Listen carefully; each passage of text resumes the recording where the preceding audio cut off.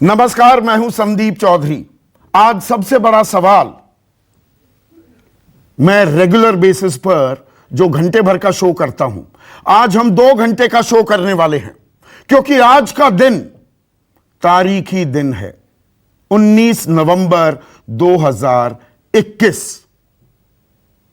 क्योंकि आज एक आंदोलन, किसान आंदोलन, जिसे लगभग 1 साल पूरा हो चुका है शुरू हुए, 1 साल में 1 हफ्ता कम किसान लगातार आंदोलित थे, अड़े हुए थे 2 खास मांगों को लेकर कि तीनों कृषि कानून रद्द किए जाएं, निरस्त किए जाएं और न्यूनतम समर्थन मूल्य को कानूनी जामा पहनाया जाए।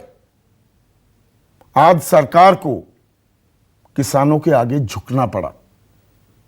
प्रधानमंत्री मोदी ने आज सुबह राष्ट्र को, देश को, आपको, मुझको, हम सबको संबोधित किया, क्षमा मांगी देशवासियों से, कहा कि वो छोटे किसान को देश की शान बनाना चाहते हैं। एक लंबी फेहरिस्त गिनवाई प्रधानमंत्री मोदी ने, जो उनकी सरकार ने किसानों के लिए काम किए हैं। किसानों को साधन संपन्न, समृद्ध बनाने के लिए जो सरकार के प्रयास हैं वो गिनवाए, लेकिन साथ ही साथ प्रधानमंत्री ने यह माना कि हमारी तपस्या में कहीं ना कहीं कोई कमी रह गई, किसानों को हम समझा नहीं पाए, और इसीलिए उन्होंने घोषणा की कि सरकार इन तीनों कृषि कानूनों को वापस लेगी। और इसके लिए एक संवैधानिक प्रक्रिया होती है, क्योंकि जो ये कानून बने थे वो देश की सर्वोच्च पंचायत, संसद में पारित किए गए थे। तो अगर इन्हें रद्द करना है, निरस्त करना है, तो वो काम भी संसद ही करेगी। और 29 नवंबर को संसद का शीतकालीन सत्र शुरू हो रहा है। तो महज औपचारिकता है। प्रधानमंत्री ने राष्ट्र के नाम संबोधन में जब यह बात कह दी तो औपचारिकता रह जाती है, टेक्निकलिटी है। और इसको लेकर पूरे दिन राजनीतिक बयानबाजी की एक बार सी आ गई, हार जीत की बातें होने लगी कि सरकार हार गई, किसान जीत गए। अहंकार पर सत्याग्रह भारी पड़ा। सरकार जिस बात को अनसुनी कर रही थी, आखिरकार सरकार को वो बात माननी पड़ी। लेकिन यहां पर मेरा मानना बिल्कुल अलग है। और एक बात मैं बड़े गर्व से यह कह सकता हूं कि न्यूज 24 इकलौता चैनल था, एक तरफ न्यूज 24 और दूसरी तरफ बाकी सारे चैनल्स किसानों की समस्या, उनके मसले, उनकी दिक्कतें, किसान आंदोलन की मांगे, उसकी निष्पक्ष परख हमने की, कसौटी पे कसा, आंकड़े बताए देश को, किसानी की हकीकत बताई, बिना लार लपेट, बिना किसी का पक्ष लिए। क्योंकि हम एक कृषि प्रधान देश हैं। हमारे देश में इंडिया की जो साधन संपन्न भारत है ना, जो शहरों में रहता है, उसके छोटे छोटे मसले भी 2-2, 3-3 महीने बिना नागा लगातार कवरेज होती है। लेकिन असल भारत जो ग्रामीण इलाकों में, गांव देहात में रहता है, उनकी परेशानियों से हमें कोई सरोकार नहीं होता। हम अनभिज्ञ हैं, जानकारी ही नहीं। फिल्मों में देख लिया और मन बना लिया कि क्या होती है किसानी, क्या होता है गांव का जीवन। यह हमने लगातार किया पूरे 1 साल। तो इसलिए यह हार जीत की बात नहीं है, पूरी जिम्मेदारी से मैं यह बात कह रहा हूं। मेरा यह मानना है, दरअसल आज गुरु नानक जयंती के मौके पर, इस पावन प्रकाश पर्व पर लोकतंत्र की जीत हुई है। यही खूबसूरती है हमारे सिस्टम की कि एक सरकार जो प्रखर बहुमत के साथ, प्रचंड बहुमत के साथ सत्ता में है, जिस कानून को या जिन कानून को संसद ने पारित किया, हमारे चुने हुए प्रतिनिधियों ने बहुमत के साथ, वो कानून एक शांतिपूर्ण आंदोलन के सामने उसे वापस लेने पड़े। यही तो लोकतंत्र की बुनियाद है, यही जमहूरियत है, यही प्रजातंत्र है कि आप विरोध कर सकते हैं, ना इत्तेफाकी जाहिर कर सकते हैं, सरकार से सवाल पूछ सकते हैं, सरकार की नीतियों की परख कर सकते हैं। और सरकार ने माना है, प्रधानमंत्री ने माना कि हां, कहीं ना कहीं हम समझा नहीं पाए किसानों को, तो इसे लोकतंत्र की जीत माना जाए। लेकिन, और यह बड़ा लेकिन है, यह जो राजनीति होती है ना, यह इतनी आसान चीज नहीं होती कि दरिया दिली दिखाई सरकार ने, दिखाई है, कोई शक नहीं इसमें, नेक नियति दिखाई है, वापस ले लिए कानून। लेकिन ये 19 नवंबर को ही क्यों लिए गए? ये बात कि हम समझा नहीं पा रहे हैं किसानों को, यह सरकार की समझ में एक साल में कैसे आई? आखिरी बातचीत तो 22 जनवरी को हुई थी, उसके बाद कोई बातचीत नहीं। जब 12 दौर बातचीत में आप नहीं समझा पाए, तो क्या 22 जनवरी को ही सरकार को समझ में नहीं आ जाना चाहिए था कि हम मना नहीं पा रहे हैं किसानों को? तो ये 10 महीने की देरी क्यों? इसमें राजनीतिक पुट है। अब 2.5 महीने बाद ही उत्तर प्रदेश और पंजाब समेत 5 राज्यों में चुनाव होने वाले हैं, और वहां किसानी, पंजाब में तो इसकी जबरदस्त गूंज है, और उत्तर प्रदेश में, पश्चिमी उत्तर प्रदेश में किसान लामबंद हो गए थे इस आंदोलन के समर्थन में। और 3 अक्टूबर को जो लखीमपुर खीरी में हुआ, किसानों को जीप से रौंद दिया गया। उसके चलते तराई इलाका, रुहेलखंड इलाका जो है, वहां पर भी किसान नाराज होने लगे। तो क्या चुनाव में नुकसान की आशंका के चलते, मैं खास उत्तर प्रदेश की बात कर रहा हूं, सरकार को मजबूर होकर यह फैसला करना पड़ा? क्योंकि पुरानी कहावत है, दिल्ली की सत्ता की गद्दी का रास्ता लखनऊ से होकर गुजरता है। और गृह मंत्री अमित शाह कुछ दिनों पहले लखनऊ में थे, और उन्होंने वहां कहा 2022 में योगी आदित्यनाथ को मुख्यमंत्री बनाओ अगर 2024 में नरेंद्र मोदी को देश का फिर से प्रधानमंत्री बनाना चाहते हो तो ये उत्तर प्रदेश और पंजाब भी उसको देखकर चला गया एक राजनीतिक दांव है क्या? एक और एंगल है आज जो कुछ हुआ, वो ये कि किसान 2 मांगों पर अड़े हुए थे। उनमें से एक मांग, और शुरुआती दौर में किसान तीनों कृषि कानून की ज्यादा बात करते थे कि कानून वापसी के बिना घर वापसी नहीं होगी, हम बॉर्डर नहीं छोड़ेंगे, डटे रहेंगे, अड़े रहेंगे वहां पर। तो अब सरकार ने एक बड़ा कदम उठाया है, दरिया दिली दिखाई है, तो किसान भी क्या एक और कदम आगे उठाएंगे? संयुक्त किसान मोर्चा कह रहा है आंदोलन अभी खत्म नहीं होगा, पहले हम देखेंगे, पर्चा देखेंगे संसद में क्या होता है। हालांकि यह बाल में खाल निकालने वाली बात हो जाती है, पर इसके पीछे भी एक अतीत है। 4 दिसंबर को 2020 की बात कर रहा हूं, इस वक्त शाम को एक बड़ी ब्रेकिंग न्यूज आई थी। वो ये कि सरकार ने किसानों की 4 मांगों में से 2 मांगे मान ली हैं। उस वक्त 4 मांगों की बात हो रही थी, तीनों कृषि कानून, न्यूनतम समर्थन मूल्य को कानूनी जामा, बिजली संशोधन विधेयक को वापस लिया जाए, और पराली जलाने को लेकर जो सजा के प्रावधान हैं उन्हें वापस लिया जाए। तो कहा गया बिजली संशोधन विधेयक, पराली से जुड़ा कानून वापस लिया जाएगा, लेकिन आज तक गैजेट नोटिफिकेशन नहीं आई है। पर अब किसान कहने लगे हैं कि आंदोलन तो तब तक खत्म नहीं होगा जब तक न्यूनतम समर्थन मूल्य को कानूनी जामा ना पहनाया जाए। सरकार ने गेंद उनके पाले में डाल दी है, लेकिन अब किसान क्या गोल पोस्ट शिफ्ट कर रहे हैं कि हमें मेहनत की माकूल कीमत चाहिए, उसके बिना यह आंदोलन खत्म नहीं होगा। तो अभी लड़ाई, पिक्चर अभी बाकी है क्या? यह गले की हड्डी बनेगा सरकार के, या किसानों का एक बड़ा धड़ा अब कहेगा कि सरकार ने हमारी मांग तो मान ली, न्यूनतम समर्थन मूल्य पर भी आगे बातचीत हो जाएगी? ये भविष्य के गर्त में छिपे हुए सवाल हैं और इनके जवाबों में ही ये राजनीतिक रणनीति कहीं ना कहीं बनी है। तो सबसे पहले सुनिए आज प्रधानमंत्री मोदी ने सुबह राष्ट्र के नाम संबोधन में क्या कहा।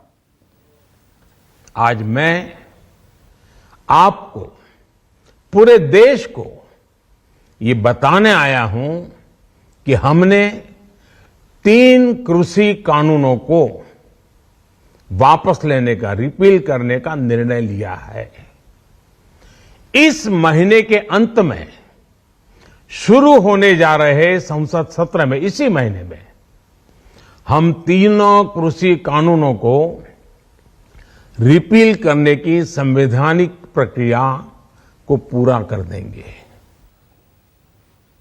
और प्रधानमंत्री के इस बयान के बाद राजनीतिक बयानबाजी की बाढ़ सी आ गई। विपक्षी सरकार पर निशाना साध रहे थे, प्रधानमंत्री पर निशाना साध रहे थे और सहयोगी प्रधानमंत्री के इस फैसले को ऐतिहासिक बता रहे थे। सुनिए। क्या ये देश समझ नहीं रहा है कि चुनाव आ रहे हैं? उनको लग रहा होगा परिस्थितियां ठीक नहीं हैं। विधानसभा के चुनाव जो हैं उनका सर्वे आया है, उसमें उनको दिख रहा है कि परिस्थितियां ठीक नहीं हैं। तो अब चुनाव से पहले वो माफी मांगने आ गए हैं। काले कानूनों की वापसी अहंकार की हार है। ये किसानों की जीत है, लोकतंत्र की जीत है। जनता इन्हें माफ नहीं करेगी। इन्हें साफ करने का काम जनता करेगी आने वाले समय में। मुझे एक दिखा दो हिंदुस्तान का या किसी भी मुल्क का प्राइम मिनिस्टर जो ऐसा कहता है कि मुझे बड़ा अफसोस है कि जो कुछ हुआ और वगैरह। तो ये तो एक बहुत बड़ापन की एक निशानी है। और ये बातें जो हम करते हैं पर्दों को पीछे, वो तो सिर्फ मेरी तो एक ही थी कि किसानों का किसी ना किसी तरह बात पूरा हो। बड़े बड़े संघर्ष के बाद उन्होंने एक सरकार ਨੂੰ ਝੁਕਾਉਣ ਦਾ ਮੌਕਾ ਮਿਲਿਆ ਤੇ ਜਿਹੜੇ ਕਾਲੇ ਕਾਨੂੰਨ हिंदुस्तान की सरकार ने, मोदी सरकार ने बनाए थे, उन्होंने आज वापस लेने पे। प्रधानमंत्री बोलते हैं कि हम समझ नहीं पाए, हम समझा नहीं पाए। खूब समझाए आप, और सब लोग समझता है। और चुनाव है उत्तर प्रदेश, पंजाब वगैरह में, उससे लाभ लेने के लिए अब देख रहे हैं कि अब हम सब आ रहे हैं। तो उन्होंने किया कि ये करके हम देखें। MSP है, अभी करना पड़ेगा, अभी पार्लियामेंट से इनको पास करना पड़ेगा। तो आज का मुद्दा बहुत ही अहम है, आज का दिन बहुत खास है। इसीलिए आज सबसे बड़ा सवाल जो है कार्यक्रम, इसका स्पेशल एडिशन हम आपके सामने पेश कर रहे हैं। 2 घंटे आज हम चर्चा करने वाले हैं, बहस हम करते नहीं। ऐसे में आज का सबसे बड़ा सवाल, कानून वापसी सरकार की नेक नियति या खालिस राजनीति, और किसानी की लड़ाई MSP पर आई। चर्चा में मेरे साथ किसान आंदोलन के 2 सबसे बड़े चेहरे, किसान आंदोलन की पहचान बन चुके हैं। राकेश टिकैत, दर्शन पाल इस आंदोलन की लगातार अगुवाई करते रहे। बीजेपी के प्रवक्ता और खुद ग्रामीण अंचल से आते हैं नरेंद्र तनेजा, कांग्रेस के राष्ट्रीय प्रवक्ता प्रोफेसर गौरव वल्लभ, केसी त्यागी किसी परिचय के मोहताज नहीं, न जाने कितने किसान आंदोलनों में शिरकत की है। जेडीयू के प्रधान महासचिव हैं और जेडीयू सबसे अहम घटक है। मोदी सरकार की साझा सरकार भी चला रहे हैं बिहार में। देश के one of the foremost agricultural experts Devendra Sharma और मेरे सहयोगी सुकेश रंजन इस चर्चा में जुड़ चुके हैं। तो राकेश टिकैत, सरकार ने दरियादिली दिखाई है, नेक नियति दिखाई है। जिस बात को लेकर आप आंदोलित थे, एक अहम मांग, तीनों कानून निरस्त, रद्द करने की घोषणा कर दी है सरकार ने। आप इस फैसले का स्वागत करते हैं, प्रधानमंत्री का धन्यवाद करते हैं? घोषणा कर दी नहीं, बिल्कुल घोषणा करी है उन्होंने, लेकिन अभी भी चालबाजी की इसमें से बू आती है। वो क्लियर करे, बिल्कुल घोषणा कर दी। क्या घोषणा साजिशन के तहत है घोषणा? ये वहां पे बातचीत हुई थी, जब 11 दौर की बातचीत हुई, उसमें ये सवाल था कि एमएसपी पे बात हम जब करेंगे जब ये कानून वापसी हो जाएंगे, कानूनों पर बात हो जाएगी। अभी एमएसपी का एक बड़ा सवाल है। और दूसरा ये है कि जो और मसले हैं, क्योंकि सरकारों से बहुत बार बातचीत करनी पड़ेगी, उसके लिए कमेटी बननी है जो और मसलों पे सरकारों से बातचीत करती रहे समय समय पे। उस कमेटी की घोषणा नहीं हुई। ये आजाद देश है, ये लोकतांत्रिक प्रणाली से चुना हुआ देश है। ये कोई कोरिया नहीं है कि सरकारी टेलीविजन पे आपने घोषणा कर दी और वो देश में कानून बन गया, वो लागू हो गया। वो नहीं।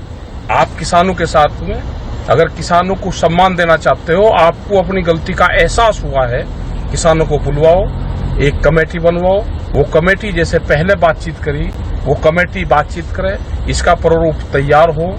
जो एमएसपी है उस पर लीगल आप कानूनी गारंटी बनाओ। एक कमेटी उसकी बनेगी कि जो वो लीगल आप गारंटी बना दोगे, उसको अप्लीमेंट कैसे करोगे, उस पर कमेटी बनेगी। पहले इनको कानून बनाना पड़ेगा उसके ऊपर। एक कमेटी दूसरी बनेगी, जब भी किसी मसले पे भारत सरकार से बातचीत करनी हो तो वह कमेटी संयुक्त मोर्चे के लोग वो फिर बातचीत कर ले। ये ना हो कि फिर आंदोलन करना पड़े और फिर वो करेंगे। ऐसे कैसे किसान चले जाएगा घर? कल हमको सीड बिल पे बातचीत करनी है तो किससे बात करेंगे? वो सारी चीजें तय होंगी। ये उन कमेटियों में तय हुआ बातचीत के लिए आप तैयार हैं? जब भी ये सरकार ने अगर एक कदम आगे बढ़ाया है, आप भी एक कदम बल्कि 2 कदम आगे बढ़ाने को तैयार हैं क्या? बातचीत नहीं हुई है 22 जनवरी से, राकेश टिकैत। हम तो 10 कदम सरकार ने बातचीत नहीं करी। हम हमेशा बातचीत को तैयार थे। हमारा संयुक्त मोर्चा तैयार था। हमने उनको चिट्ठी लिखी। सरकार बातचीत करना आज भी नहीं चाहती। वे चाहती है, अभी इसमें भी ये उलझाएंगे कि भाई हमने तो लोगों को छोड़ दिया, देखो हमने वापसी ले लिया और ये घर नहीं जाते। क्योंकि लूट तो एमएसपी पे होती है किसान की। जो आधे रेट में किसानों की फसलें खरीदी जाती है, लूट तो उसमें है ना। आप उस पर कानून बना दो। वो कैसे इम्प्लीमेंट होगा, उस पर एक कमेटी बन जाएगी। आप करो भाई। 2011 में जब प्रधानमंत्री जी अब मौजूदा है, उस टाइम पे ये मुख्यमंत्री होते थे। जब वो फाइनेंशियल कमेटी एक बनी थी, उसमें बहुत कई मुख्यमंत्री, working group on consumer affairs के अध्यक्ष लागू कर दो। अध्यक्ष थे, उस कमेटी की रिपोर्ट को लागू कर दो। 10 साल तो हो गए उसको। भाई उस टाइम की सरकार ने नहीं वो लागू की। इन्होंने कहा कि ये लागू नहीं कर रही और इस सरकार को हटाओ। ये विपक्ष में थे, उस सरकार को हटा दिया। आज इनकी सरकार है, अपनी ही कमेटी बनी हुई, आज इनके हाथ में पावर है, उसको लागू कर दो। तो ये करते क्यों नहीं? नहीं तो ये तो मांगों का सिलसिला, आप हर बार नई मांग लेकर आएंगे। आपने जब ये आंदोलन की शुरुआत हुई, राकेश टिकैत, ये था ना कानून वापसी के बिना हमारी घर वापसी नहीं होगी। कानून वापस हो गए और बातचीत शुरू कर दो। आप तो बताओ, आंदोलन अपना कहो कि आंदोलन खत्म कर रहे हैं, बातचीत की तारीख तय कर दे सरकार। नहीं, बातचीत होगी। पहले बहुत मसले हैं, उसमें बातचीत होगी। उसकी एक कमेटी बनेगी लीगल। भारत सरकार के लोग उसमें रहेंगे और संयुक्त मोर्चे के लोग रहेंगे। अब कल ये सीड बिल लाने लगे, फिर उसके लिए फिर आंदोलन करो कि सीड बिल गलत है। उसकी भी कमेटी बनेगी, सारे मसले उस कमेटी में आएंगे। मतलब ये तो ऐसा दिखा रहे कि सरकारी टेलीविजन पर घोषणा कर दी और ये पूरा देश में लागू हो गया। ये नहीं चलेगा देश में। देश आजाद है, सबको अपना अधिकार है, बात करने का अधिकार है सबको। राकेश आपके पिता होगा जो उस कमेटी ने तय किया। राकेश आपके पिता बाबा टिकैत एक बात कहा करते थे, उन्होंने ना जाने कितने आंदोलन किए कि भाई जब बात 16 आने की हो, कोई 4 आने भी देता हो तो उसके ले लिया करें, उसकी बात मान लिया करें। कहा करते बाबा की नहीं? जी हाँ कहते थे। तो यहाँ तो 16 आने में से 8 आने मिल गए। जो सरकारें थी वो बैठ के नहीं, बातचीत टेबल पे भी तो हो, या ये बिल्कुल धक्काशाही से चलाना चाहते हैं देश को कि जो कह दिया हमने टीवी पे बोल दिया। ये कोई गुलाम देश है क्या आज भी? क्या आपने टीवी पे बोल दिया पूरा देश ने मान लिया आपकी बात? क्यों मानने का पूरा देश आपकी बात? आपने कह दिया और वो कानून बन गया। आप बैठ के किसानों के साथ में बातचीत करो, आपकी कमेटी बातचीत करें। कल सीड बिल पे बात करनी है, कल 10 साल पुराने ट्रैक्टर है उस पर बातचीत करनी है, हमारे किसानों पर 10,000 से ज्यादा मुकदमे हैं उस पर बातचीत करनी है। किससे बात करेंगे हम? भाई कोई तो लीगल फॉर्म होगा कि आप बातचीत करोगे, या यहाँ पे कोरिया है क्या? या तो ये बता दो कि पूरा देश और वो कब्जे में आ गया है हमारे, हम कोई बातचीत कब्जे में कहा? ये तो लोकतंत्र की जीत है, मैं यही तो कह रहा हूँ दर्शन पाल जी, मैं यही तो कह रहा हूं, इसे लोकतंत्र की जीत मानेंगे। जो कानून एक प्रचंड बहुमत वाली सरकार ने बाकायदा संसद में बहुमत से पारित कराया, उस कानून को सरकार वापस ले रही है क्योंकि आपको वो समझा नहीं पाई। यही तो खूबसूरती है। This is the idea of India, doctor Darshan Pal. नहीं, देखिए मैं एक बात क्लियर कर दूं, ये उस खूबसूरती की तस्वीर नहीं है। इस तस्वीर को बनाने के लिए, इस तस्वीर में कई रंग भरने के लिए हमारे 670 किसानों ने शहादत दी है। नंबर 1, लाखों किसानों को 1 साल से रेलवे लाइंस के ऊपर, बॉर्डर्स के ऊपर, गर्मी में, सर्दी में, बारिश में, तूफानों में बाहर सोना पड़ा है, और लगातार सरकार के साथ, सरकार की पुलिस के साथ, उनके जो और लोग हैं, गुंडे हैं, उनके साथ लड़ाई करनी पड़ी है, और हजारों किसानों को लगातार फाल्स केस बना के उनको उलझाया जा रहा है। अगर तस्वीर इतनी बढ़िया होती तो मैं ये जानना चाहता हूँ कि अभी तक जो हमारे राज्य गृह मंत्री जी हैं, वो जब सुप्रीम कोर्ट भी पूरा देश में हाहाकार मची हुई है लखीमपुर खीरी केस की, तो इस जानवर देश में एक गृह मंत्री, वो भी गृह मंत्री हमारे देश का कैसे रह सकता है जिसका बेटा उसी देश में जेल में है? अगर सुप्रीम कोर्ट किसानों के पक्ष में नहीं आता तो मुझे पक्का यकीन है कि ये डेमोक्रेसी तार तार हो जाती। इसलिए मैं कहना चाहता हूँ कि ये किसानों ने अपनी खून और पसीना देके 1 साल के बाद एक ऐतिहासिक आंदोलन लड़के उस सरकार से 3 कानून वापस हुए हैं। हाँ ठीक है, क्योंकि सरकार है उनकी, उन्हीं को वापस करने हैं, उन्हीं ने ऐलान किया है, उनके सीईओ ने ऐलान किया है, ये सही बात है, उसको हम वेलकम भी करते हैं, उन्हीं को करना था। लेकिन जो हुआ है, अगर होता तब होता, मैं इस डेमोक्रेटिक एटीट्यूड को बहुत कामयाब मानता। अगर जब हम पंजाब में थे, जब हम संघर्ष करने के लिए दिल्ली आ रहे थे, दिल्ली में आके बैठे थे, बैठकें हो रही थी, तब ये लोगों का मूड देख के, किसानों की ज़रूरत देख के, किसानों का टोटल एटीट्यूड देख के तभी 3 कानून को रद्द करते और एमएसपी के ऊपर बात करते। अब 1 साल होने के बाद जब किसानों ने इतनी मेहनत के साथ पूरे आंदोलन को बनाया है, तो संयुक्त किसान मोर्चे का अगर नहीं होता तो ये सब तब ये उखाड़ के किसानों को ये बॉर्डर से भगा देते। पर तो डॉक्टर दर्शन लाल, इस बात से क्या इनकार किया जा सकता है कि आपकी जो सबसे बड़ी मांग थी, जिस बात को लेकर आपने आंदोलन शुरू किया, वो मांग आपकी सरकार ने मान ली है? क्या इस बात से इनकार करेंगे आप? ठीक नहीं, मैं बिल्कुल इनकार नहीं कर रहा हूं। मैं इनकार, जैसे मांग मानी गई उसमें मैं वेलकम करने के बाद श्रेय देता हूं किसानों को, जिन्होंने कुर्बानियां दे के इतना लंबा ऐतिहासिक एक संघर्ष बनाया, ये मैं कहना चाहता हूं। और ये सरकार की एक लगातार 11-12 महीने नाकामी रही, उनका हट्ठी और जिद्दी एटीट्यूड था, जो हम पहले भी कहते थे, आज भी कहता हूं कि आज भी मोदी जी ने जो अपने भाषण में एक्सेप्ट किया है कि हम कानूनों को ठीक मानते थे और मानते हैं, लेकिन हमें अफसोस है इस बात का, हमें खेद है, माफ़ी मांगते हैं हम कि हम किसानों को, मुट्ठी भर किसानों को ये नहीं समझा पाए कि ये कानून कैसे ठीक हैं। अब एक तरफ पूरे देश के किसान हैं जो कहते हैं कि ये कानून ठीक नहीं है, हमें नहीं चाहिए। वो आज भी ये कह रहे हैं कि हमें अफसोस है कि हम समझा नहीं पाए। लेकिन मुझे प्राउड है इस बात के ऊपर कि किसानों ने उनको एटलीस्ट ये मानने के लिए तो मजबूर कर दिया कि उनकी योग्यता किसानों को समझाने में नहीं थी।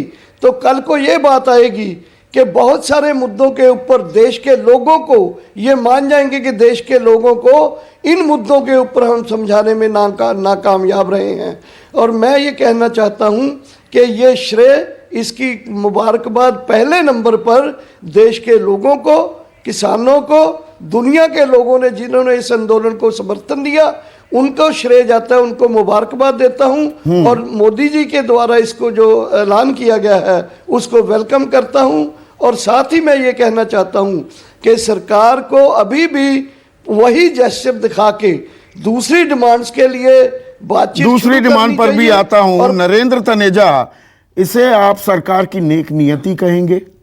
प्रधानमंत्री ने आज क्षमा भी मांगी, लेकिन यह समझने में कि हम किसानों को समझा नहीं पा रहे हैं, सरकार को 10 महीने कैसे लग गए? आंदोलन साल भर से चल रहा है, लेकिन 22 जनवरी के बाद तो कोई बातचीत ही नहीं हुई। तो 22 जनवरी के बाद तो किसी ने नहीं समझाया, तो नहीं समझा पाने की बात तो 22 जनवरी को ही समझ में आ जानी चाहिए थी सरकार को। संदीप जी, देखिए, आज की तारीख में आप चेक करिए अपने ब्यूरो से, करोड़ों किसान प्रधानमंत्री को बधाई दे रहे हैं, धन्यवाद दे रहे हैं। देखिए, लोकतंत्र में जब आप सत्ता में होते हैं, आपका प्रयास क्या होता है? हमारी पार्टी का प्रयास क्या था? प्रयास ये था कि पूरा का पूरा घर, पूरा सारे किसान हमारे उस घर में शामिल हों, जो हम करना चाहते हैं वो हमारे साथ हों।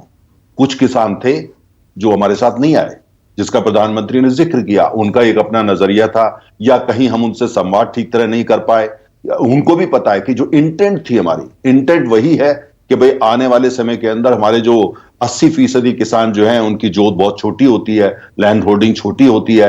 हम आगे 20 साल को देख के चल रहे हैं कि कैसे उनकी अर्थव्यवस्था, उनके गांव की अर्थव्यवस्था, उनके परिवार की अर्थव्यवस्था, आने वाले उनकी जनरेशन की अर्थव्यवस्था को हम स्वतंत्र बना सके, मजबूत बना सके, जिससे वो खाली सरकार पे नहीं, वो अपने पैरों पर खड़े हो, आत्मसम्मान के साथ खड़े हो, गर्व के साथ खड़े हो, जैसे और लोग खड़े होते हैं। हमारा वो कोशिश है। और उसमें प्रधानमंत्री नहीं, आपने कहा ना, प्रधानमंत्री ने भी ये बात कही, नरेंद्र तनेजा, कि कुछ किसानों को नहीं समझा पाए।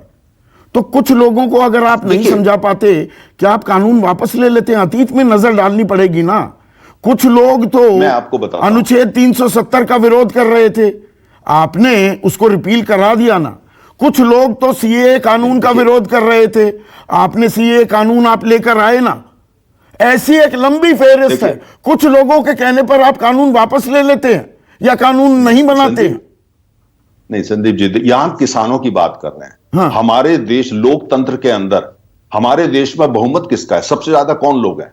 कोई सीए हैं, कोई डॉक्टर है, कोई, सबसे ज्यादा तो किसान है। तो आप 370 से उसकी तुलना नहीं कर सकते हैं। हमारी सबसे बड़ी पॉलिटिकल पार्टी है। हमारे 36 करोड़ तो अपने कान है, हम खुद जमीन पे हमारे कान है, हमको पता है। आपने कहा जनवरी से लेके आप बातचीत नहीं कर रही, फैक्चुअली इनकरेक्ट है। हम तो कल तक भी बात कर रहे हैं। कहां? हम किसने तो कल बात तक की? भी बात कर रहे हैं। नहीं, आपका अगर उसका ये अर्थ है कि एक ऐसी जगह बातचीत हो, विज्ञान भवन में सारा टेलीविजन कैमरा हो, वही बात होती है, ऐसी बात नहीं है। भारत के अंदर किसान पूरे देश में है। और जो हमारे क्या कोशिश थी, संजीव जी ध्यान से सुनिएगा, एक घर में 20 सदस्य होते हैं। आप जब अपने घर के मुखिया होते हैं, आपकी कोशिश होती है बीच में 2 लोग भी अगर असहमत हो जाएं, चाहे वो आपके दूर के ताऊ हो या दूर के चाचा हो, आपकी कोशिश साथ लेके चले, घर नहीं टूटना चाहिए। हमारी ये साथ लेने की याद 19 नवंबर को क्या इसलिए आई, और आप उत्तर प्रदेश से हैं, ग्रामीण अंचल से हैं, कि उत्तर प्रदेश में ये किसान आंदोलन नुकसान ना कर दे, क्या वो इनपुट्स आने लगी थी? इसीलिए ताबड़तोड़ ये जिस फैसले की किसी को हल्की सी आहट भी नहीं सुनाई दी, यकायक आज गुरु नानक जयंती पर वो फैसला सुना दिया जाता है। अभी तक तो किसानों को आतंकवादी, खालिस्तानी, नक्सली, थलुए, गुंडे, न जाने क्या क्या बताया जा रहा था। और इन कानूनों के फायदे गिनवाए जा रहे थे। अगर ये फायदेमंद है तो कुछ किसानों के कहने पर आपने वापस लिए, या दरअसल चुनाव में नुकसान का अंदेशा था? मैं आपको जवाब देता हूं। जो कानूनों की इंटेंट है संदीप जी, इंटेंट जो है उसको लेकर के कहीं कोई असहमति नहीं है। कौन नहीं चाहता? जो हम करना चाहते हैं किसान भी वही चाहते हैं। यही नतीजा है कि देश के ज्यादातर किसान इन कानून के साथ खड़े थे, इनके जो रिजल्ट हो गया उसके साथ थे। हम सबको साथ लेके चलना चाहते हैं, प्रयास ही है। अच्छा, दूसरे अगर जब संवाद में कहीं कोई कमी हुई या और कोई कारण हुए, कुछ लोगों ने आकर के उसके डिफरेंट इंटरप्रिटेशन दिए, ठीक है, बैठेंगे उनसे। कर तो किसानों के लिए रही है। अगर कुछ किसान भी कहते हैं कि आप 1 साल इंतजार करिए, संवाद करिए, यहां पे 750 किसानों की मौत हो गई, केंद्र सरकार में से किसी ने भी एक संवेदना का शब्द नहीं कहा। और हम कहते हैं और प्रधानमंत्री कहते हैं कि छोटा किसान बने देश की शान। 750 लोगों की मौत हो जाए, ये कोई छोटा नंबर नहीं होता ना। नहीं, सुनिए, मुझे बात बढ़िए। प्रधानमंत्री खुद आकर के टेलीविजन पे अपोलॉजी शब्द का प्रयोग करे। आप मुझे एक देश का उदाहरण दीजिए बड़े लोकतंत्र का, जहां पे इस प्रधानमंत्री ने आकर के पब्लिक के सामने ये कहा हो। वो अपोलॉजी बहुत बड़ा शब्द होता है। नहीं, वो देश के लोगों से क्षमा मांगी कि मैं किसानों को नहीं समझा पाया। मैंने वो बयान कई बार सुना। नहीं, हाँ, तो देखिए संदीप जी, जब प्रधानमंत्री वो बात कहते हैं, दूसरी बात ये होती है कि किसान खाली एक किसी ऑर्गेनाइजेशन के नहीं है। टिकैत साहब के सारे देश के किसान नहीं है, पूरे सम्मान से कह रहा हूं। हाँ। ऐसा नहीं है कि उन किसानों ने उनको अलग से बना दिया। उन्होंने कोरिया का बार बार जिक्र किया, पूरे सम्मान से। उनके साथ भी लोग हैं, हम उनका सम्मान करते हैं, लेकिन किसान हमारे साथ भी हैं। और ज्यादा हम अगर उत्तर प्रदेश का आपने जिक्र किया, अगर किसान वोट नहीं देता हम सरकार बना सकते हैं? सवाल ही नहीं उठता। तो उसी का डर लग रहा था क्या? केसी त्यागी साहब, आप भी पश्चिमी उत्तर प्रदेश से ताल्लुक रखते हैं, आपकी पार्टी बिहार में सत्ता पर काबिज है, वो अलग बात है। ये सरकार की नेक नियति है या ये खालिस राजनीति हुई है आज कानून वापसी को लेकर? संदीप जी, ये 11 महीने का जो त्याग और तपस्या किसान संगठनों की है, किसान नेताओं की है, ये उनकी जीत है। ये न किसी की हार है, न किसी की जीत है। लोकतंत्र की खूबसूरती की भी जीत है जब देश का शक्तिशाली निर्वाचित प्रधानमंत्री सार्वजनिक तौर पर खेद व्यक्त करता हो और राकेश टिकैत जी की इस घोषणा को भी वो अपने उद्बोधन में शामिल करता हो। जब राकेश जी ने कहा था कि 3 कानून वापस नहीं तो घर वापसी नहीं। ऐसे मौके इतिहास में बहुत कम आते हैं। मैं थोड़ा अतीत में जाना चाहता हूँ, सुकेश जी भी मेरे बात को हाँ करेंगे। डॉक्टर लोहिया जब पार्लियामेंट में पहली बार आए तो उन्होंने, पंडित नेहरू प्रधानमंत्री थे और जवाहरलाल जी के भी और लोहिया जी के एक बहुत करीबी थे डॉक्टर अशोक मेहता, वो प्लानिंग कमीशन के वाइस चेयरमैन थे। डॉक्टर लोहिया ने कहा कि देश की एक बड़ी आबादी 3 आने रोज पर गुजारा करती है। वो अपने संसदीय कक्ष में बैठे हुए थे लोहिया जी। उन्होंने अशोक मेहता को बुलाया कि देखो मेरे साथ जेल में रहा है, मेरे साथ फॉरेन सेल का इंचार्ज रहा है। लोहिया जो कह रहा है उसकी बात का पता लग रहा। उससे पहले पंडित नेहरू कह चुके थे नहीं 15 आना रोज पर गुजारा करती है।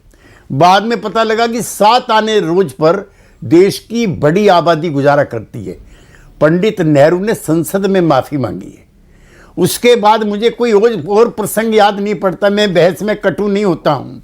ऐसे भी लम्हे आए हैं कि अमृतसर का स्वर्ण मंदिर भी गिरा है, हमला हुआ है, तो भी माफ़ी नहीं मांगी गई है। मैं गौरव जी, मैं कोई आपकी तरफ इशारा करके कोई आपको उत्तरहीन नहीं करना चाहता, तब भी ये मांग उठी थी। तो अगर प्रधानमंत्री ने खेद व्यक्त किया है तो उसका हम देश से व्यक्त किया। मैं एक चीज ये समझना चाह रहा हूं, देखिए केसी त्यागी साहब, ये कानून सरकार ये कहकर लाई थी कि इससे किसानों का भला होगा। फरवरी 2022 तक सरकार का लक्ष्य है कि किसानों की आय दोगुनी होगी।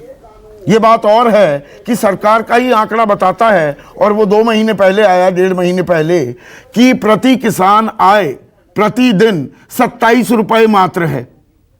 तो अगर आप कानून लेकर आए थे और आप कहते हैं कुछ किसानों को नहीं मैं समझा पाया, यानी कि ज्यादातर किसानों को समझा दिया, उनकी आय दोगुनी भी करनी है, उनके भले के लिए है, उनके लिए मार्केट्स खुलेंगे, उनको और अच्छी कीमतें मिलेंगी, एमएसपी से भी ऊपर की कीमतें मिलेंगी। तो ये कानून वापसी करना, ये तो अधिकांश, क्योंकि वो कह रहे हैं कुछ किसानों को मैं नहीं समझा पाया, जब सबको समझा दिया बाकियों को, उनके साथ तो अन्याय हो गया। उनकी अगर आय बढ़नी थी, उनका भविष्य और उज्जवल होना था, तो कानून क्यों वापस लिए जाए कुछ लोगों के कहने पर?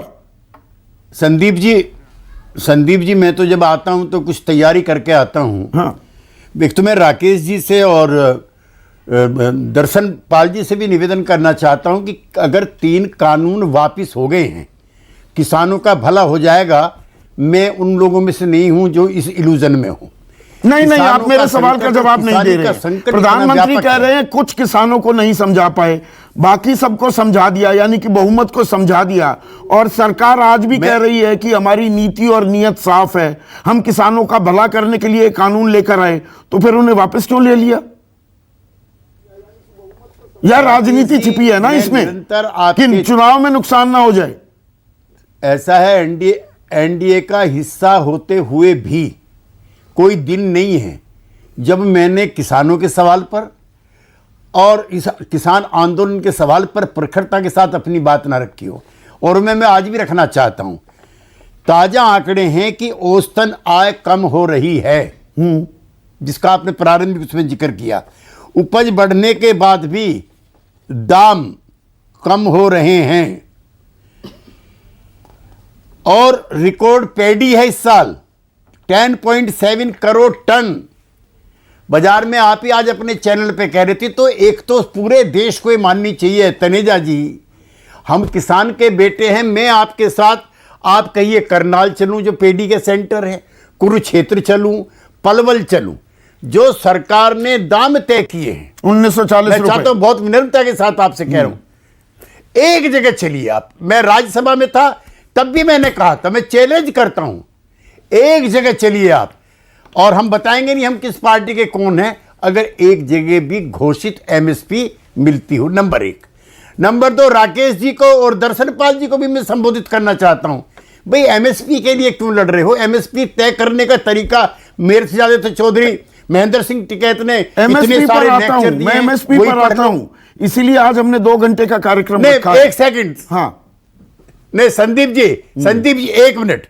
एमएसपी तय करने का तरीका डिफॉल्टर है, फॉल्टी है, उसको परिवर्तन होना चाहिए।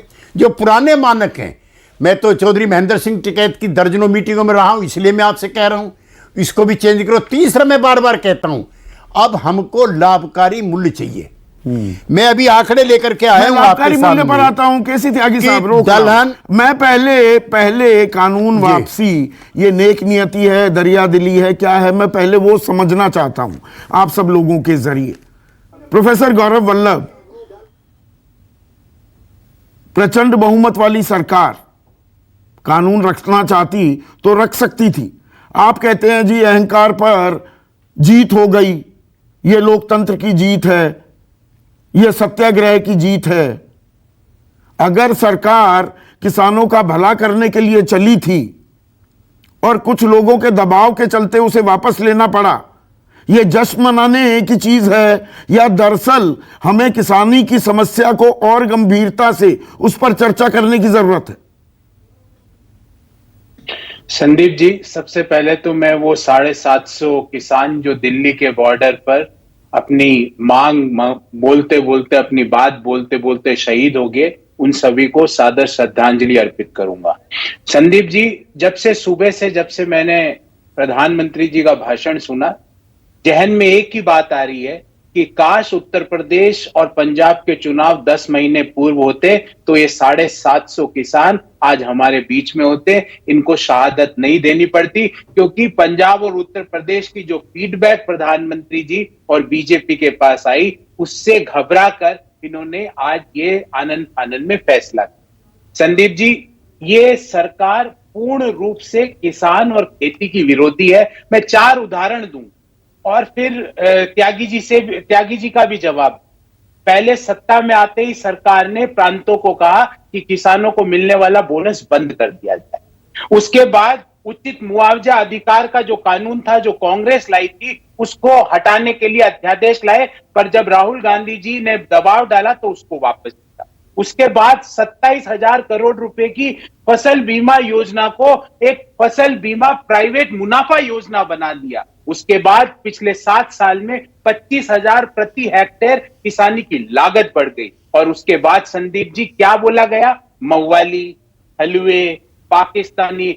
स्वयं प्रधानमंत्री ने संसद में खड़े होके तालियां मार मार के, हंस हंस के आंदोलन जीवी ऐसे शब्द हमारे देश के 62 करोड़ अन्नदाताओं को बोले। अब समस्या ये है, किसान सम्मान निधि में 6,000 रुपए हर साल प्रधानमंत्री देते हैं। नीम कोटिंग यूरिया की चाहे आपके समय शुरू हुई हो, उसको अंजाम तक कौन लेकर गई? वो मोदी सरकार लेकर गई। किसानों की पैडी की रिकॉर्ड खरीदी किसके जमाने में हो रही है? अभी इसी काल में हो रही है। डायरेक्ट बेनिफिट ट्रांसफर कहां हो रहा है? किसानों के खाते में सीधे पैसे किसके काल में जा रहे हैं? वो मोदी सरकार के दौरान जा रहे हैं। संदीप जी, आप 6,000 रुपए सालाना देके 25,000 रुपए प्रति हेक्टेयर लागत बढ़ा दो, तो मेरे जो गणित का ज्ञान है उसके हिसाब से 25,000 इज ग्रेटर देन 6,000। फिर आपने बताया नीम कोटेड यूरिया। संदीप जी, आप स्वयं एक किसान परिवार से आते हैं, किसानी की समझ रखते हैं। देश में कहां डीएपी मिल रहा है? मुझे बताइए वो दुकान, मैं किसानों को बताना चाहता हूं। और त्यागी जी यहाँ आके हमको भाषण देते हैं। त्यागी जी, जब आपके मन में इतनी ही किसानों के प्रति प्रेम श्रद्धा है, तो सत्ता की मलाई क्यों खा रहे हो? क्यों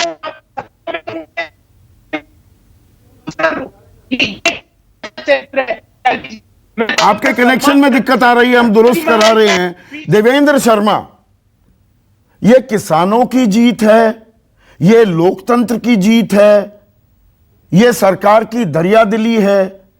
ये सवाल तो बहुत हो गए। किसानों का कुछ भला होता दिख रहा है। बहुत सारे केंद्रीय मंत्री आज इस फैसले को ऐतिहासिक फैसला भी बता रहे हैं। देखिए, इसमें तो कोई दो राय नहीं है संदीप जी कि ये किसानों की भी जीत है और लोकतंत्र की भी जीत है। लेकिन जो आपका मुख्य सवाल ये है कि क्या इससे किसानों का भला आगे होने वाला है, ये मुझे लगता है कि बहुत ही इंपॉर्टेंट और सोचने वाला विषय है। इसलिए क्योंकि किसान ये जानते हैं कि जब ये लॉज वापिस हो जाएंगे, अब तो सरकार ने मान लिया, तो जब ये लॉज वापिस हो गए तो they are back to square one. यानी जो क्राइसिस, जो कृषि संकट देश में था, वो तो वैसे का वैसा ही रहेगा। और उससे निकालने के लिए एक कदम तो जो सरकार ने स्टेप वापस लिया है, ये हो गया। लेकिन दूसरा जो है कि जिसको रिफॉर्म असली मानते हैं हम सब, वो है कि वो किसानों को एक गारंटेड इनकम चाहिए, एक मिनिमम सपोर्ट प्राइस जो है वो कानूनी अधिकार बनना चाहिए। तो जो असली रिफॉर्म जिसको ये हमें बताया जा रहा है कि साहब ये तो हम चाहते थे कि किसानों को कन्विंस करने के लिए, मेरा मानना है कि देखिए ठीक है, हम अपने आप को डिफेंड करते रहें, लेकिन 1 साल लग गया। अगर यही बात किसानों की पहले हम समझ गए होते तो शायद ये जितना लंबा ये संघर्ष चला है वो नहीं चलती, उसकी जरूरत पड़ती। 700 लोग जो मरे हैं उनकी भी जो शहादत है वो बेकार नहीं जाती। मतलब कहने का ये है कि अगर नहीं, देवेंद्र शर्मा, आज किसान कृषि जो कानून है उनको वापस ले लेना, लेकिन एमएसपी पर चुप्पी साध लेना, वो एमएसपी जिसकी पैरवी खुद प्रधानमंत्री मोदी गुजरात के मुख्यमंत्री होते हुए किया करते थे, क्या बैक बर्नर पर डालने की कोशिश है कि एमएसपी की बात मत करो? एमएसपी तो एक प्रशासनिक आदेश है ना, संसद में भी इसे पेश करने की जरूरत नहीं। एडमिनिस्ट्रेटिव ऑर्डर है, एक हस्ताक्षर हुए एमएसपी कानून बन सकता है। गलत तो नहीं कह रहा मैं। बिल्कुल ठीक कहा आपने। और सबसे मुख्य जो इशू है किसानों के सामने वो बेसिकली एमएसपी है। और ये हम सबको जानना है कि असली रिफॉर्म अगर खेती में जो होना है तो वो एमएसपी के माध्यम से होना है कि एमएसपी को हम एक लीगल कानूनी अधिकार बनाएं, ताकि 23 फसलों पे जिस पे एमएसपी अनाउंस होता है उसके नीचे देश में खरीदना हो, चाहे प्राइवेट सेक्टर हो, चाहे कंपनियां, चाहे एपीएमसी हो या सरकार हो। नहीं, वो तो सरकार के आंकड़े हैं ना कि एमएसपी पर, न्यूनतम समर्थन मूल्य पर गेहूं, धान और 2-3 फसलें और मान लो 19 फसलों में तो 5% से कम की खरीदी होती है एमएसपी पर।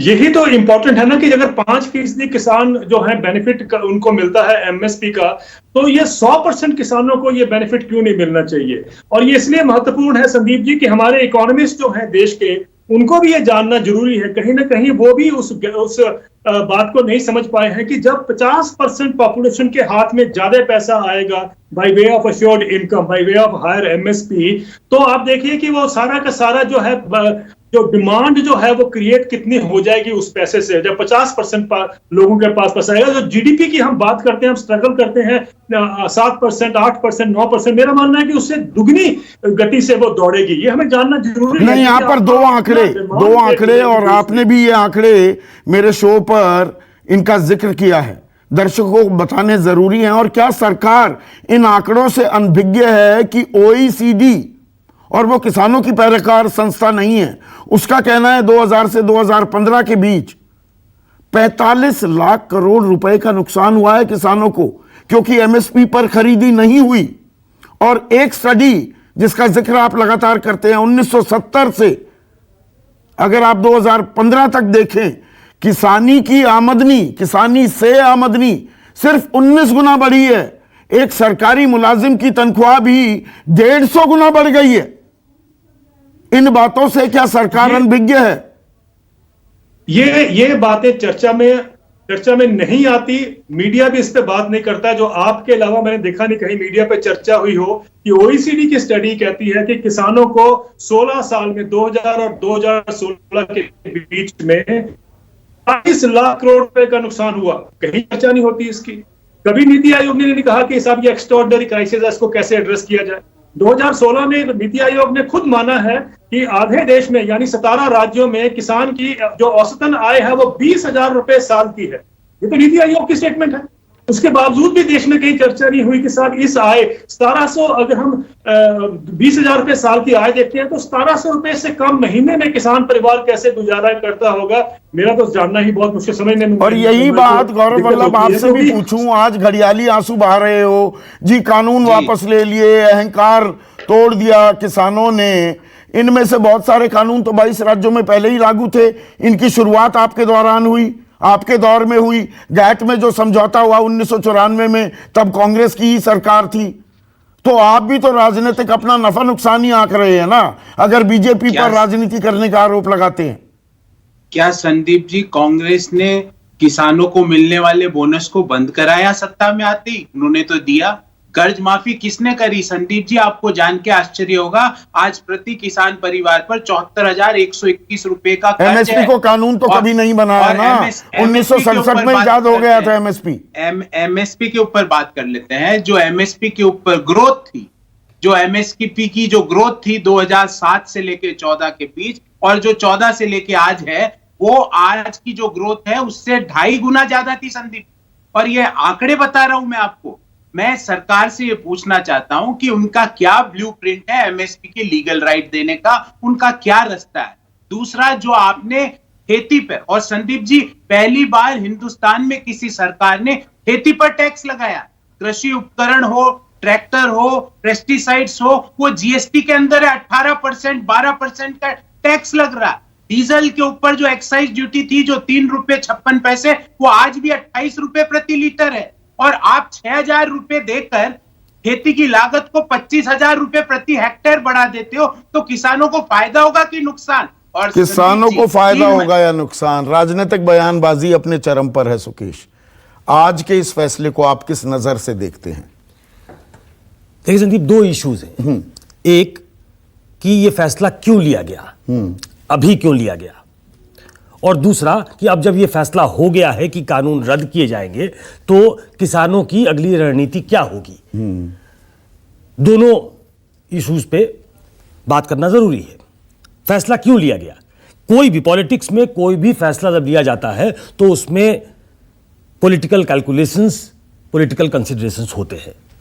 ये कह देना कि सिर्फ ये दरिया दिली, नेक दिली की वजह से फैसला लिया गया है, वो एक एस्पेक्ट हो सकता है, क्योंकि एक आरोप प्रधानमंत्री पे ये था कि अभी दर्शनपाल जी ने बताया 670 किसान शहीद हुए, उनका दावा है, और सरकार की तरफ से एक शब्द उस पर नहीं कहा गया।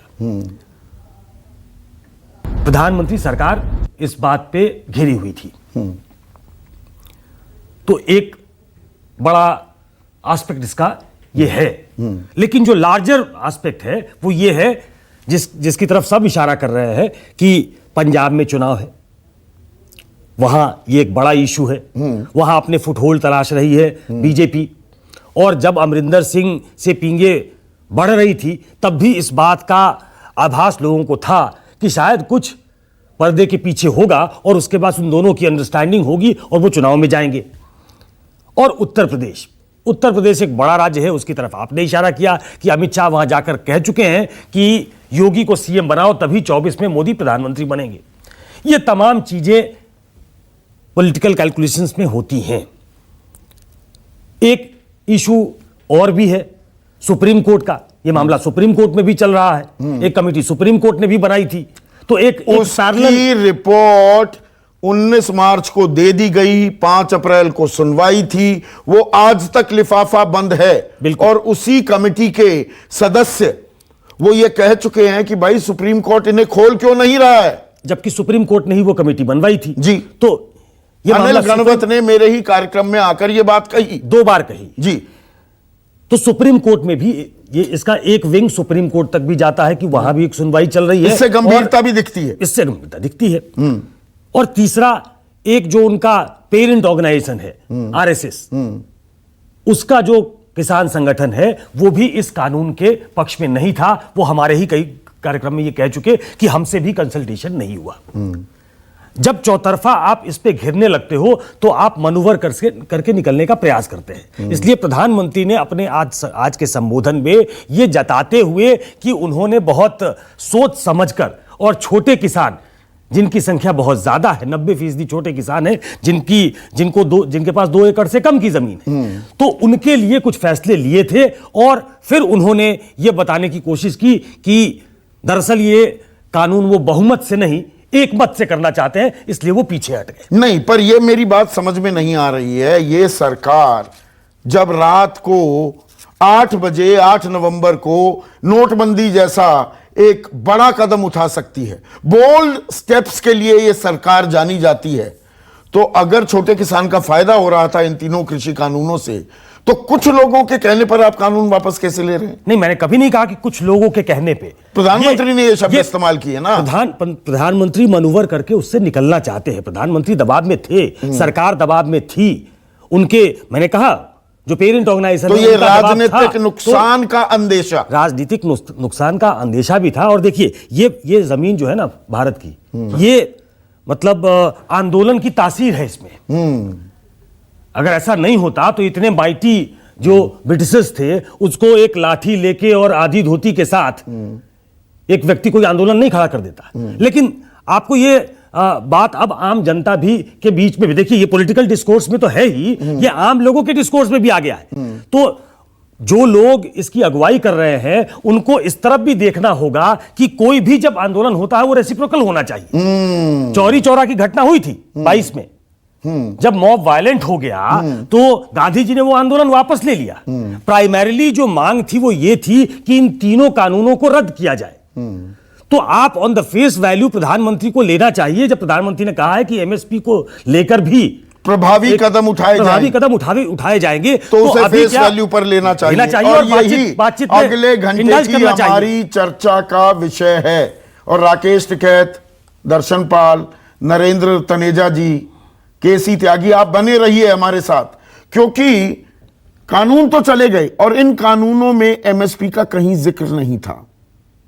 पर एमएसपी, न्यूनतम समर्थन मूल्य को लेकर सरकार लगातार कहती रही है एमएसपी था, है, रहेगा, जबकि जमीनी हकीकत है कि ऐसा नहीं होता। एमएसपी से नीचे खरीदी होती है।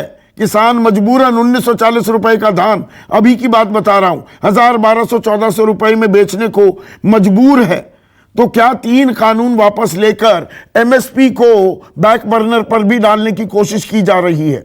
जबकि मेहनत की माकूल कीमत किसान को नहीं मिलेगी तो उसकी आय दोगुनी कैसे होगी? इस पर अगले घंटे विस्तार से चर्चा हम करने वाले हैं। बने रहिए, कहीं मत जाइए।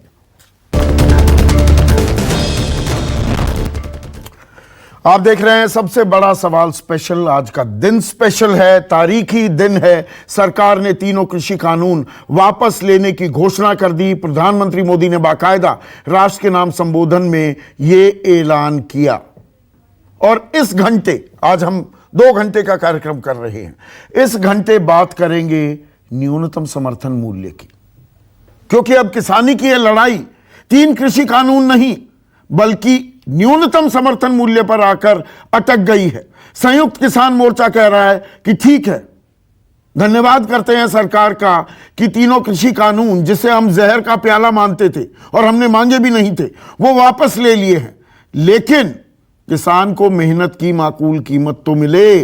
न्यूनतम समर्थन मूल्य नहीं मिलेगा, ये भी हमारी मांग थी, तो हम आंदोलन वापस नहीं लेंगे, हम डटे रहेंगे। चर्चा में मेरे साथ किसान आंदोलन के सबसे बड़े 2 चेहरे राकेश टिकैत और डॉक्टर दर्शन पाल, कांग्रेस के राष्ट्रीय प्रवक्ता गुरदीप सप्पल भी मेरे साथ जुड़ गए हैं, बीजेपी के वरिष्ठ नेता नरेंद्र तनेजा और जेडीयू के प्रधान महासचिव केसी त्यागी लगातार हमारे साथ बने हुए हैं, मेरे सहयोगी सुकेश रंजन और भारतीय किसान संघ जो कि राष्ट्रीय स्वयंसेवक संघ से जुड़ा संघ है, उनके वरिष्ठ नेता प्रमोद चौधरी भी इस चर्चा में जुड़ेंगे। अब राकेश टिकैत 3 कानून वापस ले लिए सरकार ने, अब आपने पे चढ़ा दिया है, नहीं जी न्यूनतम समर्थन मूल्य भी दो, उससे पहले आंदोलन नहीं पूरा करेंगे, उसको खत्म नहीं होने देंगे, यहीं अड़े रहेंगे। नहीं, हमने तो जो प्रधानमंत्री ने 2011 में कहा जब ये मुख्यमंत्री थे, हम तो वही तो बात दोहरा रहे हैं। हमने कौन सी गलत कह दी? या तो ये बताओ कि जब ये मुख्यमंत्री थे और ये इन्होंने एक तय करा था कि भाई एमएसपी गारंटी कानून बनना चाहिए, वो गलत था, या आज जब देने की नंबर आ गया ये गलत है। और हम तो जो त्यागी जी ने कहा, अभी तो हमने डिमांड दूसरी तो करी नहीं, C2+50 वाला फार्मूला नहीं करा, बाजार रेट नहीं मांगा, हमने कहा कि जो सरकार की व्यवस्था है भाई उसी को लागू कर दो पहले। मतलब उसमें गलती क्या है किसान की? ये जो डंडोरा पीटते हैं ना कि हमने इतनी खरीद कर दी, इतनी खरीद कर दी, ये पूर्ण रूप से फर्जी आंकड़ा है इनके पास में। ये एमएसपी पे किसान सस्ते में बेचता है और उद्योगपति एमएसपी में बेचता है। आप जांच करवा लो ना इसकी। हजारों ट्रक आपके केएमपी पे, करीब 2000 ट्रक निकलते होंगे 24 घंटे में। दिल्ली नोएडा से ज्यादा दूर नहीं है, आप जाके एक बार सर्वे कर लो एक दिन के। मुझे एक बात समझाइए, एमएसपी तो 1967 से है राकेश टिकैत, एमएसपी पर आज तक कानून नहीं बना, अब एमएसपी की क्यों याद आ रही है आपको? अरे यह बहुत बड़ी नहीं, हमने ये कहा कि जिस सरकार ने नहीं बना वो सरकार चली गई। यही तो कहते थे कि यह सरकार खराब है, एमएसपी पे कानून नहीं बना है, जिसको भगाओ, तो वह सरकार तो हट गई। अब तो यही है, अपने ही कमेटी की रिपोर्ट को लागू कर दो। और एमएसपी मांगना किसान का अधिकार है, एमएसपी के बगैर किसान वापसी नहीं जाएगा। पूरा देश का किसान बर्बाद हो चुका है। ये जो आधे रेट में किसानों की फसलें खरीदी जाती है, ये तो अब देश में नहीं होगा, अब नहीं होगा। 2 महीने से 1 साल से आंदोलन किसान चला रहा है, पर क्या ये किसानों को समझा पाएंगे? राकेश टिकैत, प्रधानमंत्री जब ये फैसला सुना देते हैं कि हम तीनों कृषि कानून वापस ले रहे हैं, जो आपकी सबसे बड़ी मांग थी, तो क्या अब किसान भी बटेंगे? वो कहेंगे कि भाई सरकार ने एक बात तो मान ली, बाकी राकेश टिकैत, दर्शन पाल जाकर सरकार से बात कर लें, एमएसपी तो हमें कभी भी नहीं मिली थी, अब सरकार पर दबाव बनाओ। ये बॉर्डरों पर डटे रहना, अड़े रहना, सरकार से बगाव तो इसके क्या मायने? ये सवाल उठेंगे लोगों के बीच में। हाँ, तो सवाल तो उठना चाहिए। अब सरकार किसानों की समझ में आ गया कि बगैर आंदोलन के देश में कुछ नहीं होने वाला, तो आंदोलन तो होंगे। और किसान ने कहा कि 8 लाख की वापसी, भाई उसको तो, किसान को तो क्या मिलेगा? किसान को तो एमएसपी मिलेगी, आप उसको दे दो एमएसपी। मतलब झूठ बोलते हैं, सफेद झूठ बोलते हैं कि एमएसपी थी, है और रहेगी, हम खरीद कर रहे हैं। मतलब झूठ बोलते हैं सरासरी। मतलब इतना बड़ा झूठ नहीं बोलना चाहिए। एमएसपी तो बड़ा उद्योगपति लेता है। मतलब हमारे से 50 क्विंटल गेहूं धान नहीं बिकता, ये 20-20 हजार 30-30 क्विंटल धान या व्यापारी बेचता है। वह मंडी हमको भी बता दो भाई कहाँ बिकता है, कहाँ जाता है ये जो सस्ते में खरीदते हैं, कौन सी मंडी में बेचते हैं? तो सरकार तो कहती है हम रिकॉर्ड खरीदी कर रहे हैं, एमएसपी में इजाफा कर रहे हैं, लगातार कीमतें बढ़ा रहे हैं। अब गन्ने की भी उस पे एमएसपी तो नहीं होती, एसएपी होती है। गन्ने की कीमत भी बढ़ा दी, पंजाब में भी बढ़ी, उत्तर प्रदेश में भी बढ़ी। आरएसएस, मैं ये कह रहा हूं कि आरएसएस के लोग और बीजेपी के विधायक फर्जी तरीके से खरीद में लगे हुए हैं। ये तो देश को बर्बाद करेंगे। ये तो बर्बादी के कगार पे पहुंचा रहे, मतलब सब उसमें लगे हुए हैं कि हम सस्ते में खरीद करें और एमएसपी पे बेचें। नहीं, भरोसे की कमी दिख रही है राकेश टिकैत, आपकी आवाज में जो तलखी है इसमें भरोसे की कमी दिख रही है। सरकार ने अगर आज एक बड़ा कदम उठाया है तो भरोसा बढ़ना चाहिए था ना। वो दीवार आप लोगों के बीच में जो थी उसमें दरवाजा चिनवाने की कोशिश की है, बल्कि मैं कहूं प्रधानमंत्री ने चिन्ह दिया है तो वो दरवाजा खोलने की जरूरत है ना। तो हम तो खोल रहे ना भाई, वो दरवाजा खोल लो। हम तो बातचीत को तैयार है उनसे, बातचीत को तैयार है, बातचीत में ही तो शामिल हो गए। आप बात क्यों नहीं करना चाहते? सरकार छुपती क्यों है बातचीत करने से? क्या सरकार गांव में आएगी नहीं फिर? भाई देश में ये कानून है कि 2022 में आमदनी दुगनी हो जाएगी किसान की। आगे जनवरी, अब रेट बढ़वा दो, दुगने करवा दो। सारे देश की मंडिया की जमीनें लग रही है बेचने। ये बातचीत में शामिल होगा, जब सरकार बातचीत करेगी उसमें शामिल होगा कि मंडियों की जमीन नहीं बिकेगी। तो प्रधानमंत्री तो कहते हैं ना, 30 जनवरी को बोला था प्रधानमंत्री ने, एक फोन कॉल की दूरी है, फोन कॉल कर लो ना। राकेश टिकैत, आपके पास नंबर नहीं है? हाँ करा वो फोन, हाँ नंबर करा, रामपुर के व्यापारियों ने करा एक फोन कॉल। 11,000 फर्जी किसानों की आईडी बनाई, एक फोन करा, उस पे ओटीपी नंबर लिया, किसान का रजिस्ट्रेशन करवाया और जहां पे सड़क बनी हुई है वहां पे धान की बिक्री करी है। करा रामपुर के व्यापारियों ने 11,000 फर्जी किसान बनाए उसी एक फोन कॉल से। वो एक फोन व्यापारी को बताया उन्होंने, अपने आरएसएस के लोगों को बताया है। किसान का फोन नहीं उठाया। आपको अगर बातचीत करनी तो मैसेज भेजो। भारतीय किसान संघ पर आप आरोप लगा रहे हैं। भारतीय किसान संघ तो लाभकारी मूल्य है, वो एमएसपी नहीं, वो C2+50 नहीं, वो उससे ऊपर जाकर लाभकारी मूल्य के लिए जिला स्तर पर आंदोलन कर रहा है। और फिर लागू क्यों नहीं करवाते भाई? लागू तो करवा दो ना, वो दुआ दो। इनका धन्यवाद भाई, हम तो धन्यवाद कर देंगे। फोन की बात पूछता हूँ, आप बरेली पहुंच जाते हैं, दिलवा दो। आप प्रधानमंत्री कार्यालय का या नरेंद्र तोमर जो कृषि और कल्याण मंत्री हैं, किसान कल्याण मंत्री, उनको फोन नहीं कर सकते? हाँ, वो मत बता तो। वो रामपुर के व्यापारी ने फोन कर लिया, 11,000 फर्जी किसान बनाकर उनपे फसल तुलवा दी। जहां पे सड़क बनी हुई है वो मिला हुआ है, जांच चल रही है, उसकी जांच कर लो। जो मंसूरी धान रामपुर में 1 किलो पैदा नहीं होता, वो वहां पर 200 करोड़ रुपए का घोटाला के लिए रामपुर में है। ये बहुत बड़ा घोटालेबाज सरकार है, इनसे बच लो। इनके विधायक तक उसमें लगे हुए हैं सारे के सारे। अब आप गंभीर आरोप लगा रहे हैं, लेकिन दर्शन पाल, सरकार ने एक बड़ी बात मानी, एक बड़ी मांग आपकी मान ली, अब आप एमएसपी पर अटक गए हैं।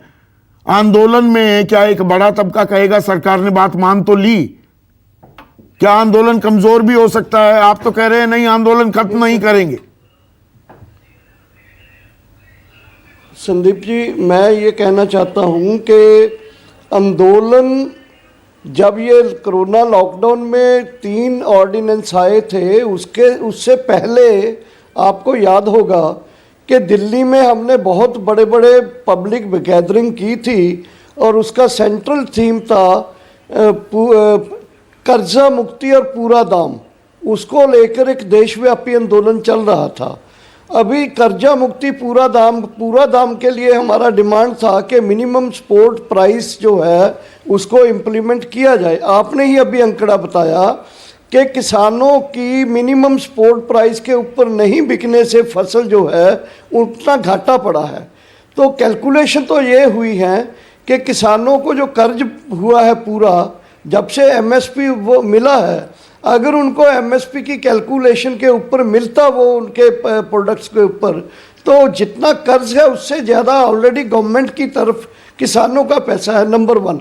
नंबर 2, एमएसपी की जब हम बात करते हैं तो इसमें किसानों को जो सरकार आंकड़ा देती है 17 से 18 लाख करोड़ का बजट आएगा, वो एकदम गलत आंकड़ा है। क्योंकि किसान जब खरीदती है, जब खरीदी होगी, वो कोई भी खरीदे तो उस खरीद को अल्टीमेटली कहीं बिकना भी है। हाँ, और वो सरकार थोड़ा खरीदेगी सारा। उन्होंने जो हिसाब लगाया ना, वो प्राइवेट खरीदे चाहे, मैं तो कैलकुलेशन बात कर रहा हूं कि टोटल जो अमाउंट बनता है वो 1.7 to 1.8 लाख करोड़ का बनता है। तो ये एग्रीकल्चर इकोनॉमिस्ट का आंकड़ा मैं नहीं बोल रहा हूं, वो बोलते हैं कि 17-18 लाख करोड़ का बनता ही नहीं है। तो ये कहना है कि फिर 2014 के बाद 14-15 के बाद एमएसपी में जो बढ़ोतरी हुई वो 6.2% से लेकर अभी 2.4% पर आ गई है। तो ये जो गवर्नमेंट की तरफ से एमएसपी के मुद्दे को तिलकाया जा रहा है, ये तो हम पहले से लड़ रहे हैं। किसानों का एग्रीकल्चर क्राइसिस का जो मुद्दा है वो डीपीजेंटाइजेशन का मुद्दा है। पर एमएसपी में भी फिर पेच आप डालने लगेंगे। सरकार जो एमएसपी दे रही है, डॉक्टर दर्शन पाल, आज की तारीख में सरकार कहती है स्वामीनाथन आयोग हमने लागू कर दिया, पर दरअसल C2+50 तो किसानों को नहीं मिल रहा है। ये तो सरकार ने हलफनामा दिया 2015 फरवरी में, एडिशनल सॉलिसिटर जनरल थे मनिंदर सिंह, कि नई अर्थव्यवस्था गड़बड़ा जाएगी। आज आप एमएसपी मांग रहे हैं, कल कहेंगे जी C2+50 दो, फिर कहने लगो जी लाभकारी मूल्य दो, फिर ये नेवर एंडिंग स्टोरी हो जाएगी। दर्शन पाल, नहीं ये देखिए, नहीं ये देखिए, हम संदीप जी, हम इसको सरकार की जो अपनी रिकमेंडेशन है, स्वामीनाथन कमेटी की, रमेश चंद्र कमेटी की, अगर उनकी अपनी वो रिकमेंडेशन है तो हम उसी को मांग रहे हैं, हम कोई अलग से नहीं मांग रहे इन चीज़ों को। और अगली बात ये है कि एमएसपी को जब ये अगर क्राइसिस जो है जिससे खुदकशियां हो रही हैं, किसान खेती छोड़ने पर मजबूर हो रहे, देखिए पंजाब में 2 लाख से ज़्यादा किसान फैमिली जो है ये खेती को छोड़ चुकी है, और वो खेती नहीं, खेती घाटे का सौदा हो गया है। सरकार का ही आंकड़ा है 47,000 से कर्ज बढ़कर 74,171 रुपए हो गया है। वही तो है, घाटे का सौदा इसलिए है, खुदकुशी इसलिए है, crisis of in agrarian economy इसीलिए है कि उनको जो दाम मिलता है उसकी फसल का वो प्रॉपरली कैलकुलेट होके नहीं मिलता है। उसकी लैंड का रेंट, उसकी मेहनत का वैल्यू जो है, उसकी पूंजी का निवेश जो है, उसके ऊपर उसकी डेप्रिसिएशन है, सब्सिडीज को कैसे कैलकुलेट करना है, ये कंपोनेंट है जो एमएसपी कैलकुलेट करने उसके लिए बातचीत करनी होगी ना, नंबर 1 बातचीत करनी होगी। रूठने से, तलखी दिखाने से वो हल कैसे निकलेगा? आपने माना ना ये लोकतंत्र की जीत है। आज जो हुआ फैसला, सरकार को फैसला लेना पड़ा, तो वो एक कदम उठा रहे हैं, आप भी उठाइए ना। आप तो कह तो देते हैं कि 10 कदम उठाएंगे हम। संदीप जी, मैं एक बात बता दूं आपको कि हमने 200 संगठनों से ज्यादा किसान संगठनों ने 2 बिल बना के दिए इस सरकार को, राज्यसभा के लिए, लोकसभा के लिए, उनको प्लेस ही नहीं किया गया। एक बात। दूसरी बात, कई बार हमने बातचीत की, मोदी जी को लेटर लिखे, बहुत बार हम लिख चुके हैं। तीसरी बात, ये सरकारें किसानों के मुद्दों को आंदोलन के बिना समझ ही नहीं पाई अभी तक, और आंदोलन में फर्स्ट टाइम एमएसपी का मुद्दा फोकस हो रहा है। ये 3 कानून तो बीच में आके फंस गए, हमारे बड़े इशू बन गए। नहीं, अब आप पहले बड़ा इशू तो 3 कानून थे, अब आप एमएसपी को बड़ा मुद्दा बना रहे हैं ना। तो मतलब आंदोलन जारी रहेगा। अब एमएसपी पर लड़ाई आ गई है। में देखिए, एमएसपी के बिना वापस नहीं जाएंगे। मैं ये शब्द बोला ही नहीं आंदोलन जारी रहे। हाँ। नहीं, मैं ये शब्द बोला ही नहीं सेंटेंस के आंदोलन जारी रहेगा। वो संयुक्त किसान मोर्चे की मीटिंग में तय किया जाएगा कि आंदोलन को समेटना है। आप आंदोलन वापस भी ले सकते हैं, यानी कि अंतिम फैसला नहीं हुआ है। दर्शन पाल जी, अभी अंतिम फैसला नहीं हुआ है।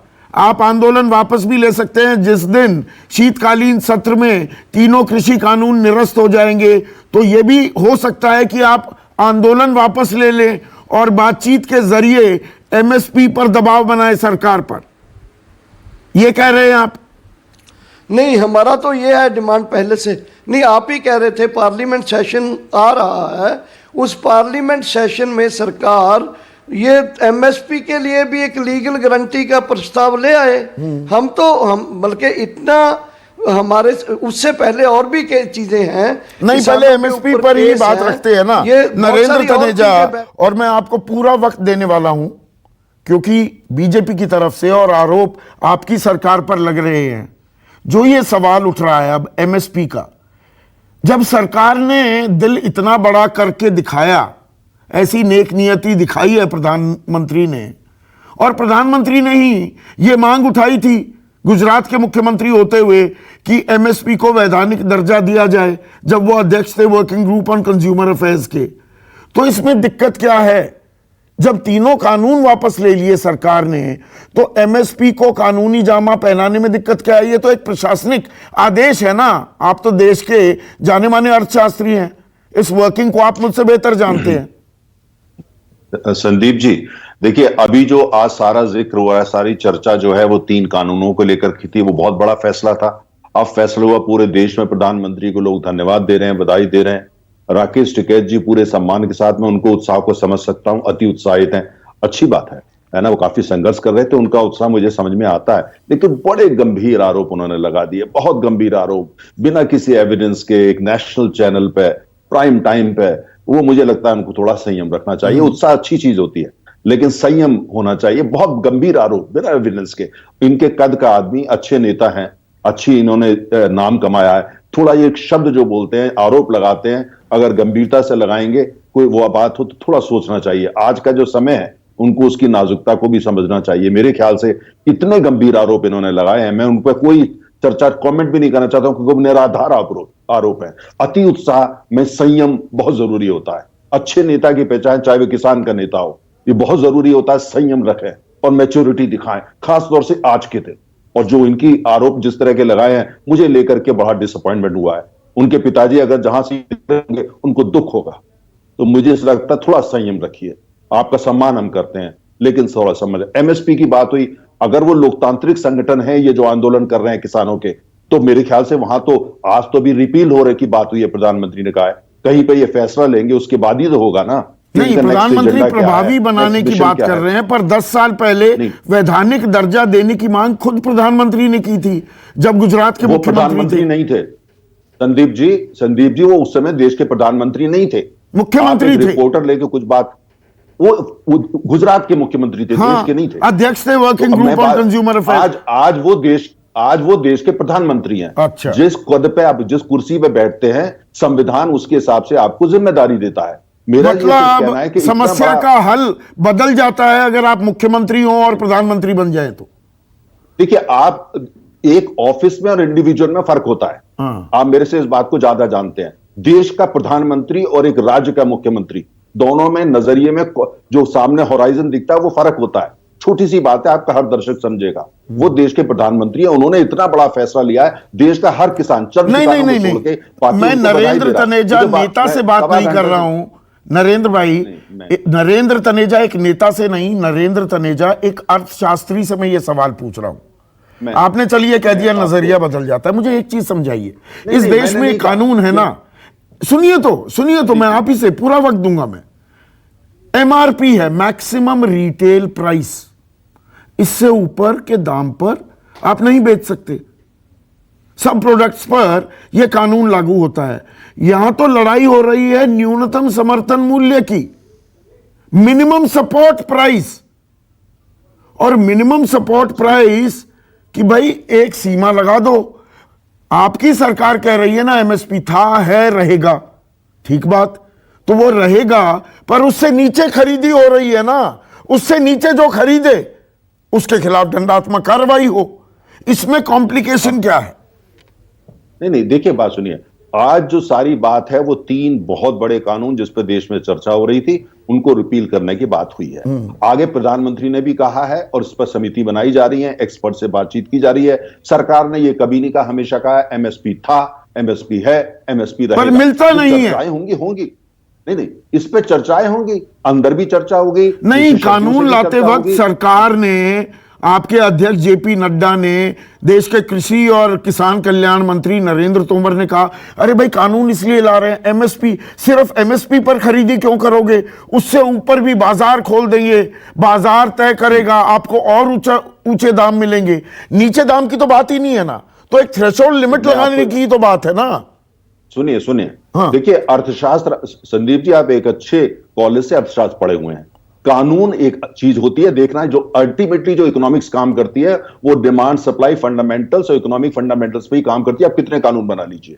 जीएसटी का फैसला कांग्रेस के प्रवक्ता कह के गए थे, जीएसटी में होता है, भारत सरकार नहीं लेती वो फैसला। इसलिए ऐसा जो समर्थन एमएसपी की बात है वो ये आवश्यक है कि एमएसपी इस तरीके से होना चाहिए जिससे वास्तव में किसान को उसका वो मिले। उसके लिए खाली कानून, एक एमएसपी तो है ही है, लेकिन कुल मिलाकर के पूरा आर्थिक जो माहौल है, इकोनॉमिक एनवायरनमेंट है, रूरल इकोनॉमी के जो फंडामेंटल्स हैं, उनकी जो स्ट्रेंथ है, नहीं, एक आम कारोबारी को मैक्सिमम रिटेल प्राइस की इजाजत मिल जाए, किसान को मिनिमम सपोर्ट प्राइस भी ना मिले। अच्छा, ये कौन सा इंसाफ है? बताइए। नहीं संदीप जी, मुझे एक बात बताइए कि अगर मान लिया आप जो है ये लेके आते हैं, आपका कहना है अगर इससे जो कम पे बेचता है उसको पकड़ लीजिए, उस पर थाने में डाल दीजिए, उस पर मुकदमा डाल, आप ये सजेस्ट कर रहे हैं ना? हाँ। आप मुझे बताइए इसका इम्प्लीमेंटेशन हमारे देश के अंदर जो इसका यही सजेस्ट किया था प्रधानमंत्री ने 2011 में। नहीं, प्रधानमंत्री नहीं थे वो 2011 में, आपको गलत फहमी हो गई है। अरे नरेंद्र मोदी जी प्रधानमंत्री, हम लोग उस समय केंद्र में सत्ता में नहीं थे। अच्छा, अब प्रश्न ये उठता है, देखिए बात सुनिए, मेरा ये कहने का मतलब है कि जो किसान को, देखिए असली मुद्दे पे आए, किसान जो मेहनत करता है उसको उसकी फसल की वैल्यू मिलनी चाहिए, हर हालत मिल रही है क्या? इस तरह से मिलनी चाहिए, उसका नहीं मिल रही है, जो चुनौती है वही तो हम प्रयास कर रहे हैं। नहीं, इसमें अंतर्राष्ट्रीय दबाव भी है क्या? क्योंकि आप इंटरनेशनल इकोनॉमिक्स, इंटरनेशनल रिलेशंस को हम सबसे बेहतर समझते हैं नरेंद्र तनेजा। अभी 30 नवंबर से 3 दिसंबर के बीच WTO की एक अहम बैठक होने वाली है, MC12 उसे कहा जा रहा है, और उसमें एक प्रस्ताव है बाकायदा कि कोई भी सरकार जितना प्रोडक्शन होता है किसी फसल का, उसका 15% ही खरीद पाएगी, और भारत पर यह दबाव होने वाला है कि 15% से ऊपर सरकारी खरीद नहीं होगी। संदीप जी, ये नरेंद्र मोदी की सरकार है, बीजेपी की सरकार है। आपने अंतरराष्ट्रीय दबाव, अभी चंद दिन पहले ग्लासगो में सम्मेलन हुआ, पूरी दुनिया का प्रेशर था कि एलपीजी पे, उज्ज्वला स्कीम पे जो आप सब्सिडी देते हैं उसको बंद कर दीजिए। पूरे दुनिया का भारत पे दबाव था, आप जो फर्टिलाइजर पे सब्सिडी है उसको बंद कर दीजिए। भारत ने डंके की चोट पर पूरी दुनिया के सामने अंगद का पैर गाड़ा और मना कर दिया, खारिज कर दिया। सारे दुनिया के विकासशील देश भारत के पीछे कतार लगा के खड़े हो गए। ये है भारत, ठीक है, आज का भारत है। तो हम दबाव में काम नहीं करते, आप ये बात कह रहे हैं। लेकिन केसी त्यागी, एक सेकंड सर, केसी त्यागी, अगर मेहनत की माकूल कीमत नहीं मिलेगी, यहां ये समस्या ना, ये 3 चरण हैं इसके। एक तो एमएसपी जो आज मिल रही है वो C2+50 नहीं है, C2+50 तो मिल ही नहीं रहा, और लाभकारी मूल्य की तो बात बहुत दूर की कौड़ी दिखाई देती है। समस्या कहां है? एमआरपी हो सकता है इस देश में, एमएसपी को लीगल सैंक्टिटी क्यों नहीं मिल पाती? संदीप जी, मैं जरा विस्तार से अपनी बात कहना चाहता हूं, क्योंकि मुझे बहुत देर बाद में अपनी बात कहने का मौका मिला है। जितने भी रूरल इकोनॉमिस्ट हुए हैं, तनेजा जी भी मुझसे शायद एग्री करेंगे, उसमें सबसे ज़्यादा किताबें लिखने वाले हैं चौधरी चरण सिंह। उन्होंने लिखा है India's poverty and it's solution, उन्होंने लिखा है इकोनॉमिक नाइटमेयर, और 1 दर्जन किताबें और लिखी। आज जो हम बहस कर रहे हैं वो 3 कृषि कानूनों तक और एमएसपी तक है। उन्होंने डिटेल में जाकर के बताया है कि कैसे 1952 में इंडियन एग्रीकल्चर पर 35% खर्चा होता था, और इंडस्ट्री पर 15% होता था। सन 62 आते आते 15% एग्रीकल्चर पर हो गया और 35% से ज़्यादा हो गया इंडस्ट्रीज पर, और इंडस्ट्री में भी बड़ी इंडस्ट्रीज पर। मैं उसका इसलिए जिक्र करना चाहता हूं चूंकि मैंने आज का भी देख रहा था मैं कि कृषि का योगदान, ये NSF आंकड़े हैं तनेजा जी, ये हम नहीं तैयार करते, ये 1982 में तो 30.57% था और 2020 में 18.31% है, और सरकारी आंकड़ों के मुताबिक 42% आबादी कृषि पर है, किसानों पर। मैं थोड़ा समय लूँगा आपसे। 5 फसलों की 10%, आप कह रहे थे 15, मैं कह रहा हूँ 5 फसलों की 10% से ज़्यादा उपज MSP पर बिक्री नहीं हो पाई है। तो ये कोई यही संकट नहीं है जो आज डिस्कस कर रहे हैं, ये है rural distress, rift between the urban and the rural priorities, ये है फार्मर्स एक्सप्लॉयटेशन, ये है किसानों के पक्ष में टर्म्स ऑफ ट्रेड का ना होना और MSP का तरीका। अब मैं आपको ये जरा अपनी उस पर ले लें आप, ये 1990 में मैं MP था, VP सिंह जी प्रधानमंत्री थे और किसानों के बहुत बड़े नेता थे चौधरी चरण सिंह के बाद भानु प्रताप सिंह, उनकी अध्यक्षता में कमेटी बनी, चौधरी कुंभाराम आर्य थे, बहुत लोग थे। उन्होंने लिखा है, एक लाइन पढ़ के सुनाऊंगा, ज्यादा लंबा समय नहीं लूंगा। The farm price policy is one of the most important policies which not only directly affect the farmers and their farming decision but also the production, income and the employment। अब इन्होंने अपनी जो रिपोर्ट दी है उसमें इन्होंने detail में बताया है कि कैसे CACP तय करती है फसलों के दाम, which is totally faulty। और ये कोई एनडीए सरकार का नहीं, एक और चीज यहां पर जोड़ दूं, मोदी जी की CACP में 5 सदस्य होते हैं, उसका कोई वर्किंग प्रेसिडेंट, कोई अध्यक्ष नहीं है पिछले 3 साल से, और 5 सदस्य CACP में आज की तारीख में पिछले 1.5-2 साल से सिर्फ 2 सदस्य हैं। अब इसने 1 दर्जन कारण बताए हैं संदीप जी कि CACP नो स्पेसिफिक प्रिंसिपल और फॉर्मूला टू डिटरमिन द इनके पास फॉर्मूला नहीं है, ये तो मुझे मालूम है, पर मैं केसी त्यागी साहब में एक बड़ा सरल सवाल पूछ रहा हूं, दिक्कत कहां है न्यूनतम समर्थन मूल्य को कानूनी जमा पहनाने में? ये तो एक प्रशासनिक आदेश है ना, आज चाहो तो आज आदेश पारित कर दो, कानून कल से लागू हो जाएगा। देखिए, हम और हमारे मित्र बैठे प्रमोद चौधरी जी भारतीय किसान संघ वाले, हम तो इस राय के हैं कि किसान का एक एक दाना सरकार के द्वारा यद्यपि कम है घोषित MSP में, फिर कहना चाहता हूं आपसे, क्योंकि CACP का जो तय करने का तरीका है, trend in the market prices, demand and supply, inter crop price parity, effect on industrial cost, effect on general price level, effect on cost of living, इसने 1 दर्जन चीजें लिखी हैं। इसमें से कोई क्राइटेरिया दाम तय करते समय नहीं होता। अध्यक्ष इसका आज मौजूद नहीं है, and I am sorry to say, ये इस सरकार की गलती नहीं, सभी सरकारों में हो रहा है, because it is urban biased intellectual mindset. नहीं, यहां पर तो किसी कारोबार में, किसी सेक्टर में दिक्कत आ जाए तो ये प्रोडक्शन लिंक्ड इंसेंटिव के नाम पर 50,000 करोड़, लाख करोड़, 20,000 करोड़ तत्काल दे दिए जाते हैं, पर किसानों को MSP गारंटी करने में पसीना क्यों छूटता है? मेरे सवाल का जवाब नहीं मिल रहा है मुझे केसी त्यागी। मैं डिटेल में आपके सवाल के जवाब पे आ रहा हूं। मैं डिटेल में नहीं, संक्षेप में के साथ कहना चाहता हूं। मेरे बच्चे पिज्जा खाते हैं, महीने में 2 बार दाम बढ़ते हैं। मेरे घर में कोई बीमार पड़ता है, दवाई के 2 बार दाम पड़ते हैं। जहाज से में ट्रैवल मेयर आप करते हैं, उसकी कोई सीमा नहीं है। तो मैं उसी पर आना चाहता हूं, कानून बने, एक नया पैसा कम भी अगर MSP घोषित होने के बाद कोई भी खरीदता है, वो दंडनीय अपराध बने। मैं इस पर किसान संघ के साथ भी हूं, आपके साथ भी हूं, राकेश टिकैत के साथ भी। पर राजनीतिक दल साथ क्यों नहीं होते? गुरदीप सप्पल भाई, 1967 में MSP बना ना, ये न्यूनतम समर्थन मूल्य इजाद हुआ, 2021 में भी आज तक ये कानून नहीं बना है। बाकी सब चीजों के लिए प्राइसेस के लिए बाजार तय कर देगा जी या सरकार रेगुलेट कर देगी, यहां रेगुलेशन में दिक्कत क्यों आती है?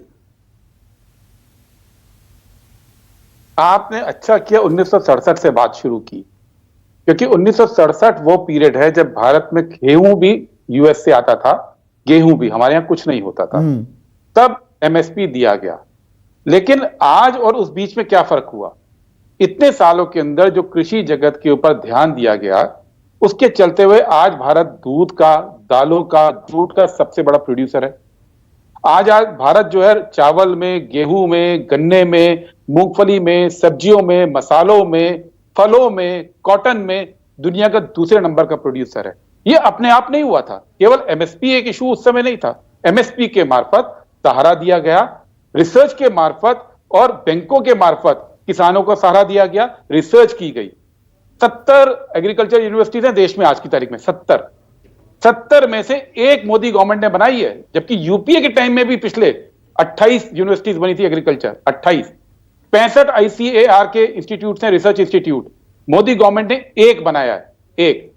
ये जो खेती इतनी बढ़ी है इतने सालों में, वो खेती की समृद्धि जरूर आई। आज देश उस स्थिति में है कि आज हम एमएसपी को कानूनी दर्जा देने की बात कर रहे हैं। और क्यों कर रहे हैं उसकी वजह है, आज कांग्रेस भी क्यों कर रही है जो उसने पहले नहीं किया था।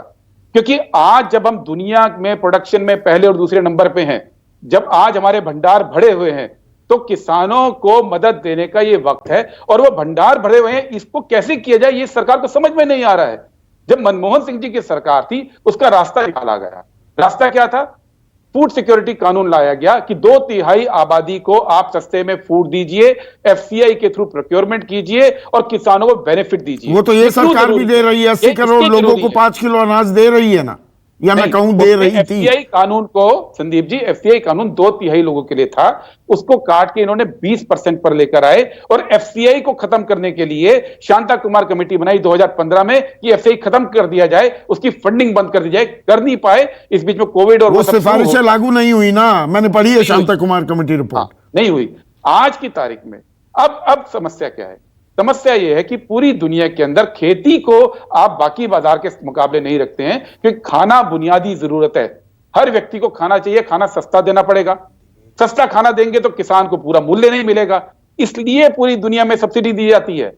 अमेरिका के अंदर $20 बिलियन सब्सिडी है किसानों को। मैं आंकड़ा बता देता हूं गुरदीप सप्पल, मैं आंकड़ा बता देता हूं। अमेरिका में 44 लाख रुपए तक की सब्सिडी मिलती है किसान को, 11 लाख कनाडा में, 7.5 लाख जापान में, और यहां पर सब्सिडी मिलती है 15,500 रुपए की। और यही सवाल मैंने नरेंद्र तनेजा से भी पूछा था कि अंतर्राष्ट्रीय दबाव भी बन रहा है, क्योंकि अंतर्राष्ट्रीय दबाव और ये जो अग्रीमेंट थी गैट की, वो नरसिम्हा राव के वक्त में साइन हुई थी, उसके चलते लगातार दबाव बन रहा है क्या कि खेती से किसानों को निकालो, उन्हें मजदूर बनाओ, सरकारी खरीद जो हो रही है उसे जितना कम कर सकते हो करो। इसलिए मैंने 30 नवंबर से 3 दिसंबर के बीच जो ये बैठक होने वाली है उसका जिक्र किया है। उसमें एक फर्म प्रपोजल आने वाला है कि सरकार 15% से ऊपर खरीदी ना करे। तो यहां किसानों के हित की अनदेखी हो रही है क्या, और अंतर्राष्ट्रीय दबाव भी काम कर रहे हैं क्या? जी बिल्कुल, WTO की आपने बात की। मैं आऊंगा नरेंद्र तनेजा आपके पास, पहले गुरदीप सप्पल। जब 2013 में फूड सिक्योरिटी बिल बन रहा था, और मुझे व्यक्तिगत रूप से मालूम है, तब भी WTO का दबाव था कि आप फूड सब्सिडी क्यों दे रहे हैं। उस WTO को कहना था कि आप फूड सब्सिडी को रेड, एम्बर और ग्रीन में बांटिए, और रेड को बिल्कुल मत कीजिए। इसके खिलाफ जाकर भारत सरकार ने उसमें फूड सिक्योरिटी कानून बनाया था। और फूड सिक्योरिटी कानून इसलिए बनाना जरूरी है कि किसानों से जो उपज हो रही है उसकी उसको उठाना जरूरी है। उठा के आप करेंगे कहां? आप जनता में बांटेंगे, और वो पैसा आप किसानों को देंगे। अगर आप किसानों में और उपभोक्ता के बीच में संघर्ष की स्थिति पैदा करेंगे तो ना कभी किसान खुश रहेगा ना उपभोक्ता। और आज जब भारत की आर्थिक स्थिति ऐसी है, जब भारत में हमारे पास बेशुमार, मैंने बताया पहले और दूसरे नंबर पे हम उत्पादन में है, तो आज सब्सिडी देने के अलावा कोई तरीका नहीं है। और उसी सब्सिडी के तहत एमएसपी को कानूनी दर्जा देने की मांग हो रही है। दुख यह है कि मोदी सरकार बिल्कुल उल्टी दिशा में चलती रही। उल्टी दिशा में क्या कि उन्होंने एफसीआई को खत्म करने की बात की, खत्म नहीं कर पाए, लेकिन एफसीआई के लोन पे डाल दिया उसको, उसका बजटरी प्रोविजन कम कर दिया। इस बजट में जाके उसको थोड़ा पैसा दिया गया है। मंडियों को खत्म करने की कोशिश की गई है। और पूरी बात मेहनत की माकूल कीमत की है ना। हर कोई जो बात केसी त्यागी कह रहे थे, गुरदीप सप्पल, पिज्जा के रेट बढ़ जाएंगे, बर्गर के रेट बढ़ जाएंगे, दाल के जो हम खरीदते हैं उसके रेट बढ़ जाएंगे, एयरलाइन टिकट के रेट बढ़ जाएंगे, और यहां पर 2-2.5% एमएसपी बढ़ा दी तो उसे रुपए में बताकर ऐसा हल्ला काटा जाएगा मानो क्या दे दिया गया। या गन्ना किसानों के बकाया दे दिए जाएं तो कहा जाता है गन्ना किसानों को इतने पैसे दिए। अरे भाई एहसान किया, ये तो बकाया है, पुराना 8 महीने पहले का पैसा दिया अभी। आप अच्छा है आंकड़े दिखाते हैं, मैं भी एक आंकड़ा दे देता हूं। जब मनमोहन सिंह जी की सरकार थी यूपीए की, तो 8 साल में एमएसपी 90% से 205% अलग अलग चीजों में बढ़ा, और मोदी सरकार के पिछले 7.5 साल में 40 से 70% बढ़ा। इवन उस रिकॉर्ड को भी देखें तो वे वहां नहीं पहुंचे। लेकिन सवाल ये नहीं है, सवाल ये है आज देश उस स्थिति में है कि अगर किसानों को बचाना है, किसानों ने अपना काम कर दिया, उन्होंने देश को अग्रणी उत्पादक बना के दिखा दिया। आज की तारीख में सब्सिडी के मार्फत हो चाहे कानून के मार्फत हो, एमएसपी को कानूनी जामा बनाना पड़ेगा। कानूनी जामा बनाना पड़ेगा। प्रमोद चौधरी, मुझे एक चीज समझाइए। मैं बाजार जाता हूं, मुझे मालूम नहीं कि दाल सब्जी वगैरह, दाल चावल गेहूं तो खैर मेरे खेत से आ जाता है, आप खरीदते हैं या नहीं। 1940 रुपए का चावल जो दाम मिलता है किसान को, बुरे से बुरा चावल भी 30, 35, 40 रुपए, अच्छा चावल 60, 70 रुपए। गेहूं के आपके खरीदी होगी 18.5, 19 रुपए में। आपको गेहूं या आटा बना लो तो वो मिलेगा 40 रुपए में या 60, 70 रुपए में। तो उपभोक्ता तो कुछ और दाम पे कर रहा है, उगाने वाले को क्या मिल रहा है? इस बारे में सरकारें, मैं सरकारें कह रहा हूं, सरकार नहीं, कभी किसी ने गंभीरता से सोचा है? या जय किसान कह दिया बात खत्म, खुश रहो। संदीप जी, आपको धन्यवाद। आपने सरकार न कह के सरकार रे कहा है, ये उसके लिए आपको बहुत बहुत धन्यवाद। दूसरा ये कि मैं एक बात और कहना चाहूंगा कि त्यागी जी को, मैं माननीय त्यागी जी को भी धन्यवाद देना चाहूंगा कि वो राजनीतिक व्यक्ति होने के बाद भी आज उन्होंने जो किसानों का पूरी तरह से निष्पक्ष पक्ष रखा है, मैं उनको भी धन्यवाद देना चाहूंगा। दूसरी बात यह है कि अभी जो बात चल रही है एमएसपी की, मैं इस पे आता हूं, लेकिन पहले मैं एक कहना चाहता हूं कि ये जो तीनों बिल जो वापिस हो गए हैं, भारतीय किसान संघ इसमें संशोधन चाहता है, लेकिन इसको तीनों बिल वापसी की मांग हुई और तीनों बिल आज वापिस हो गए, उसमें प्रसन्नता व्यक्त कर रहे हैं। लेकिन आप ये समझ लीजिए कि इसको बनाने में 30 साल से ये प्रयास चल रहा था इन बिलों को बनाने के लिए। और अब मुझे बताइए कि इतने दबाव के बाद में अब आने वाले समय में जब आवश्यकता रहेगी कानून बनाने की किसान के हित के लिए, तो कौन सी सरकार हिम्मत करेगी सरकार कानून बनाने की? एक बात है। दूसरी बात यह है कि मैं एमएसपी पे आता हूं कि एमएसपी पे आपने देखा होगा संदीप जी की शांता कुमार समिति ने रिपोर्ट दे दी है। तो ये जो एमएसपी की हम बात करें कि एमएसपी होना चाहिए, तो वहां तो अगर हो भी जाए तो वहां क्या होगा? पंजाब में तो खरीद हो रही है, धान की भी होती है, गेहूं की भी होती है, इसके बाद भी वहां आत्महत्याएं हुई है। यानी एमएसपी ये उसका हल नहीं है। दूसरी बात ये C2 की जो बात कर रहे हैं, C2 + 50%, ये भी हल नहीं होगा, क्योंकि इसमें किसानों को अनस्किल्ड लेबर माना गया है, उसको मैनेजमेंट नहीं माना गया है। भारतीय किसान संघ इसका सख्त विरोध करता है और इन सारी बातों का हर चीज का कैलकुलेशन जैसा इंडस्ट्री के प्रोडक्शन में होता है, उत्पादन में होता है, वैसा पूरा कैलकुलेशन होना चाहिए। क्यों नहीं होता? किसान क्या इस देश के नहीं है? सवाल यही है। कारोबारियों के लिए बजट बनते हैं इस देश में, तमाम एसोचैम, फिक्की, बिजनेस चैंबर्स के साथ घंटों बातचीत होती है। किसानों से बातचीत क्यों नहीं होती? कानून भी बने तो बातचीत क्यों नहीं हुई? सीएसीपी किसानों से बात करता है कि नहीं करता है? 2 सदस्य हैं सीएसीपी में, फुल स्ट्रेंथ पर 3 साल से नहीं है। ये इनमें सुधार लाने के लिए सबसे पहले तो हमें एक बात है कि हमको वो सारे कैलकुलेशन बंद करके हमें लाभकारी मूल्य, हमें इससे मतलब नहीं है, हमारा जो भी उत्पादन होता है वो लाभकारी नहीं, शुरुआत एमएसपी से ही कर दीजिए, लाभकारी मूल्य भी मिले। एमएसपी देने में दिक्कत कहां है प्रमोद भाई, मुझे ये समझाइए। आप सरकार के संपर्क में रहते हैं, लगातार आपकी मुलाकातें होती हैं, कहां है दिक्कत? नहीं, वो तो उसमें चर्चा बिल्कुल होना चाहिए, और मैं तो ये कहता हूँ सरकार को इसके ऊपर बिल्कुल अभी आने वाले सत्र में मैं तो ये चाहता हूँ नहीं, आंकड़े आ जाते हैं ना, 16 लाख करोड़, 17 लाख करोड़, अरे देश का बंटाधार हो जाएगा, अर्थव्यवस्था चौपट हो जाएगी। थोड़ी बहुत जानता हूं मैं इकोनॉमिक्स, मैंने हर तरह के मॉडल पर रिसर्च की है। अरे भाई, सारी सरकार को थोड़ा खरीदनी है, ज्यादा भी दिक्कत आई तो 1.25 लाख करोड़ का दबाव बनेगा सरकार पर, और वो भी आगे बेच सकती है ना, या पब्लिक डिस्ट्रीब्यूशन सिस्टम में इस्तेमाल हो सकता है। नहीं संदीप जी, हम तो अभी उम्मीद कर रहे हैं कि अभी ये जो सत्र आने वाले हैं, बहुत महत्वपूर्ण सत्र आएंगे, शीतकालीन सत्र जो है, और इनके ऊपर इन तमाम बातों के ऊपर विचार होगा, और इन तमाम बातों पर विचार होगा। क्या अब किसानी केंद्र में आ गई है? आपको लगता है कि शीतकालीन सत्र में प्रधानमंत्री कह रहे हैं सुकेश की प्रभावी बनाएंगे एमएसपी को? उन्होंने ही 10 साल पहले कहा था इसको वैधानिक दर्जा मिलना चाहिए। क्या ये चर्चा होगी, या ये दरअसल राजनीतिक आरोप प्रत्यारोप तक ही पूरी समस्या महदूद रहेगी? इस पूरे किसान आंदोलन की जो खासियत है और जो उसका निहितार्थ है, वो जो मुझे समझ में आता है वो यही है कि एमएसपी को कानूनी वैधता मिले, फार्मर्स ये पॉलिटिकल डिस्कोर्स में रहे। ये सिर्फ वोट बैंक नहीं है, अगर वोट बैंक है तो वो असर्ट कर सकते हैं और वो अपनी मांगे मनवा सकते हैं, वो अपनी चीज प्रमुखता के साथ रख सकते हैं और सरकार को झुका सकते हैं। ये एक बड़ा टेक अवे है इस पूरे एजिटेशन का। जब प्रधानमंत्री ने इन कानूनों को वापस लेने की बात कही है तो उनके दिमाग में कुछ ना कुछ होगा। देखिए, ये 24/7 पॉलिटिशियन है प्रधानमंत्री, हम सबको ये बात मालूम है। और मैं आपको सुबह भी कह रहा था कि उन्होंने पार्लियामेंट तक में कहा कि आप 10 चीजों पे सवाल उठा सकते हैं, मेरी पॉलिटिकल कैलकुलेशन और अंडरस्टैंडिंग पे तो सवाल मत उठाइए।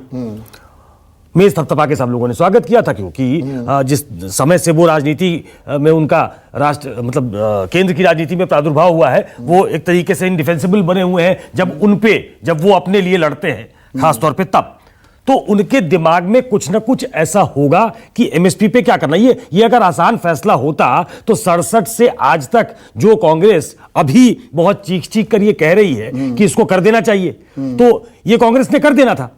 नहीं, कांग्रेस ने बड़ा कन्वीनियंटली सारी चीजें गिरा दी। हमने यूनिवर्सिटीज बनाए, इंस्टीट्यूट बनाए, अब जरूरत पड़ी है कि दर्जा दिया। नहीं, ये आज जरूरत पड़ी है। एमएसपी तो पहले थी, 23 फसलों पे एमएसपी है, 3-4 पे मिलती है, 3-4 पे मिलती है, बाकी सब 19 में 20 में 5% से नीचे। तो फिर क्या मतलब है? सरकार के आंकड़े हैं, मेरे नहीं है। इस पूरे एग्रीकल्चरल सिस्टम को रिविजिट करने की जरूरत है कि आखिर क्या करेंगे, और शायद उसका नहीं, किसान को मेहनत की माकूल कीमत ना मिले, गाड़ियों के दाम बढ़े जा रहे हैं जी, चिप्स का, सेमीकंडक्टर्स की दिक्कत होगी, कमोडिटी प्राइसेस बढ़ गए, उसमें वो सब दाम बढ़ा सकते हैं। उसमें अथॉरिटी की तरह तो बात नहीं कर सकता, क्योंकि उस पर अध्ययन कम है मेरा, लेकिन जो माकूल है उसका कॉमन सेंस ये कहता है, बहुत आसानी से समझा जा सकता है कि एमएसपी को अगर लीगल गारंटी उसकी अगर हो जाए तो किसान को दिक्कत नहीं होगी। उसके बाद गारंटी ना देकर आप छूट दे रहे हैं ना कारोबारियों को, आड़तियों को, कि जी मंडी में आएगा किसान और वो कहेगा जी भैया मैं तो 1000 रुपए दूंगा, तो वो जो पुराना सिस्टम लेता हो तो 1200-1300 दे दूंगा। जो पुराना सिस्टम चले आ रहा है, आप उसी को अगर आगे चलाना चाहते हैं तो किसानों का भला नहीं होने वाला है। इस पूरे सिस्टम को रिविजिट करने की जरूरत है। उसके लिए प्रधानमंत्री ने एक अपनी तरफ से सुझाव दिया है राष्ट्र के नाम संदेश में आज। नहीं, इस पर राजनीतिक आम सहमति बन सकती है क्या? मुझे लगता नहीं है।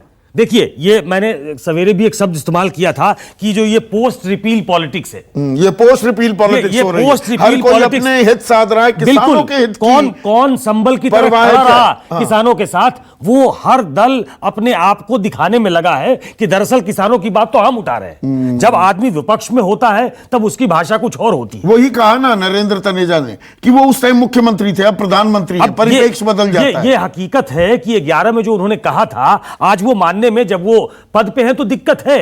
तो कहीं कुछ बेसिक मूल दिक्कत है। एमएसपी को अगर आप लीगल गारंटी उसकी देते हैं तो शायद सरकारों को इस पे नए सिरे से सोचना पड़ेगा। Gurdeep Satpal, quick response, quick 20 seconds किया या आपने कमेंट किया ये समझे बगैर कि आप खेती की बात कर रहे हैं। 67 में पौधा लगाता खेती का इस देश में, वक्त लगता है पौधे को फूलने फूलने में, फल आने पे। आज जब फल आया है उसको बांटने की बात हो रही है, उसको दूसरों को देने की बात नहीं हो रही है। लेकिन ये सरकार नहीं कर पाएगी, क्योंकि आज अगर पीएम का उद्बोधन सुनिए आप, तो पूरी बातचीत में प्रचार किया था कि हम अपनी बात कम्युनिकेट नहीं कर पाए। जैसे कि किसानों को मालूम नहीं, करोड़ों किसानों को, कि उनको क्या चाहिए। हमको मालूम है कि उनको क्या चाहिए था, हमने तैयारी कर ली, हम उनको समझाते रहे। नरेंद्र तनेजा स्क्रीन पर। नरेंद्र तनेजा, सवाल ये जो सुकेश कह रहे थे, राजनीतिक हित साधे जा रहे हैं, आप आपस में एक दूसरे पर आरोप लगाएंगे, आप खुद ग्रामीण अंचल के हैं, मुझे यह बताइए किसानों के हित कब साधे जाएंगे या साधे जा रहे हैं क्या? संदीप जी देखिए, जो कानून आए थे वो तो रिपील हो रहे हैं, लेकिन एक राजनीतिक के नहीं, एक इकोनॉमिस्ट के नाते मैं आपको बता रहा हूं, अगर वो कानून आते और इम्प्लीमेंट होते, 10 साल में हर किसान की आर्थिक पूरी व्यवस्था बदल जानी थी, उसमें क्रांतिकारी परिवर्तन आने थे। वो लेकिन अब अलग बहस है। ये मैं इकोनॉमिस्ट बोल रहा हूं, और जो भी इकोनॉमिस्ट है उस बात को समझेगा। राजनीति एक अलग चीज होती है। कांग्रेस के प्रवक्ता ने कहा कि भाई ये खराब वो खराब, 55 साल अब सत्ता में रहे, आज जो सारी समस्या जिसको किसान लेके बैठा है, आंदोलित है, आप 55 साल क्या करते रहे? आपने क्या किया? कुछ नहीं किया आपने सबसे ज्यादा 80%, जब तक हम सत्ता में आए हैं, 80% किसान के तो खाता नहीं खोला बैंक का, उसको इतना आपने वो रखा, असहाय बना दिया, उसका बैंक अकाउंट नहीं खोला। 40% किसान के घर में बिजली नहीं पहुंचाई आपने। आप खुद कांग्रेस की सरकार, प्रधानमंत्री कह चुके हैं, राजीव गांधी कह चुके थे, पैसा दिल्ली से जाता है और बीच में लूट लिया जाता है। नरेंद्र तनेजा, मैं आपसे कंक्लूडिंग कमेंट चाहूंगा। क्या आप उम्मीद करते हैं कि शीतकालीन सत्र में कानून तो ये निरस्त होंगे, न्यूनतम समर्थन मूल्य को प्रभावी बनाने की प्रधानमंत्री बात कर रहे हैं, उस पर गंभीरता से चर्चा होगी, और जो केसी त्यागी और प्रमोद चौधरी सवाल उठा रहे हैं, क्या उन पर चर्चा होगी, उनकी समीक्षा होगी? ये सीएसीपी नाम की चिड़िया जो हमने बैठा रखी है, जो दाम तय करती है, 2 सदस्य हैं, इससे गंभीरता दिखती है ना किसानों के प्रति। देखिए हमारे देश के अंदर जो है, जब तक आप किसान जो है उसकी अर्थव्यवस्था को ठीक नहीं करेंगे, रिफॉर्म नहीं करेंगे, आधुनिकीकरण नहीं करेंगे, देश आगे नहीं बढ़ सकता। कितने भी रॉकेट छोड़ लीजिए आप, कितने सैटेलाइट छोड़ लीजिए, ये बात है। मैं त्यागी जी के साथ पूरी तरह सहमत हूं, और ये बात उन्होंने बड़ी एक अच्छी ये कही, चौधरी सरंजिश की किताबों का जिक्र किया, मैंने उनकी सब किताबें पढ़ी हैं। एग्रीकल्चर इकोनॉमिस्ट उनसे बेहतरीन नहीं हुआ, बिल्कुल सही बात है। ये कानून जो 3 जिनको रिपील किया है और कुछ लोग सेलिब्रेट कर रहे हैं, ये वही करने वाले थे जो चौधरी चरण सिंह चाहते थे। हर गांव को अपने में गणतंत्र होता और अपने में स्वायत्त हो जाता। अगर ये 10 साल ये चल जाते तो नहीं हो पाया। नहीं, पर कानून तो सरकार ने ही रिपील किए हैं। अगर ये इतने बेहतर थे, सरकार को रिपील क्यों करना पड़ा? बहुत साहसिक कदम उठाए हैं। लेकिन अब न्यूनतम समर्थन मूल्य की बात है। भाई आप कहीं भी किसी चीज में मेहनत करते हैं, मैं अगर न्यूज़ 24 में काम कर रहा हूं और अगर मैं ईमानदारी से मेहनत से काम करता हूं, मैं पैसे चाहूंगा ना, तो किसान को मेहनत की माकूल कीमत मिलेगी क्या? और क्या इसकी चर्चा होगी शीतकालीन सत्र में? यह भी आने वाला भविष्य गवाही देने वाला है। लेकिन आज का दिन तारीखी दिन, और किसानों में जश्न का माहौल है। राजनीतिक चिल्पौं तो होती रहती है, लेकिन क्या बंद दरवाजे खुलेंगे सरकार किसानों के बीच, ये भी देखना होगा। नमस्कार, मैं हूं मानक गुप्ता। अगर आपको हमारा ये वीडियो पसंद आया हो तो इसे लाइक और शेयर जरूर करें, और हां, हमें सब्सक्राइब और फॉलो करना ना भूलें, ताकि आप देश और दुनिया की कोई खबर मिस ना करें। तो जुड़े रहिए हमारे साथ और देखते रहिए न्यूज़ 24।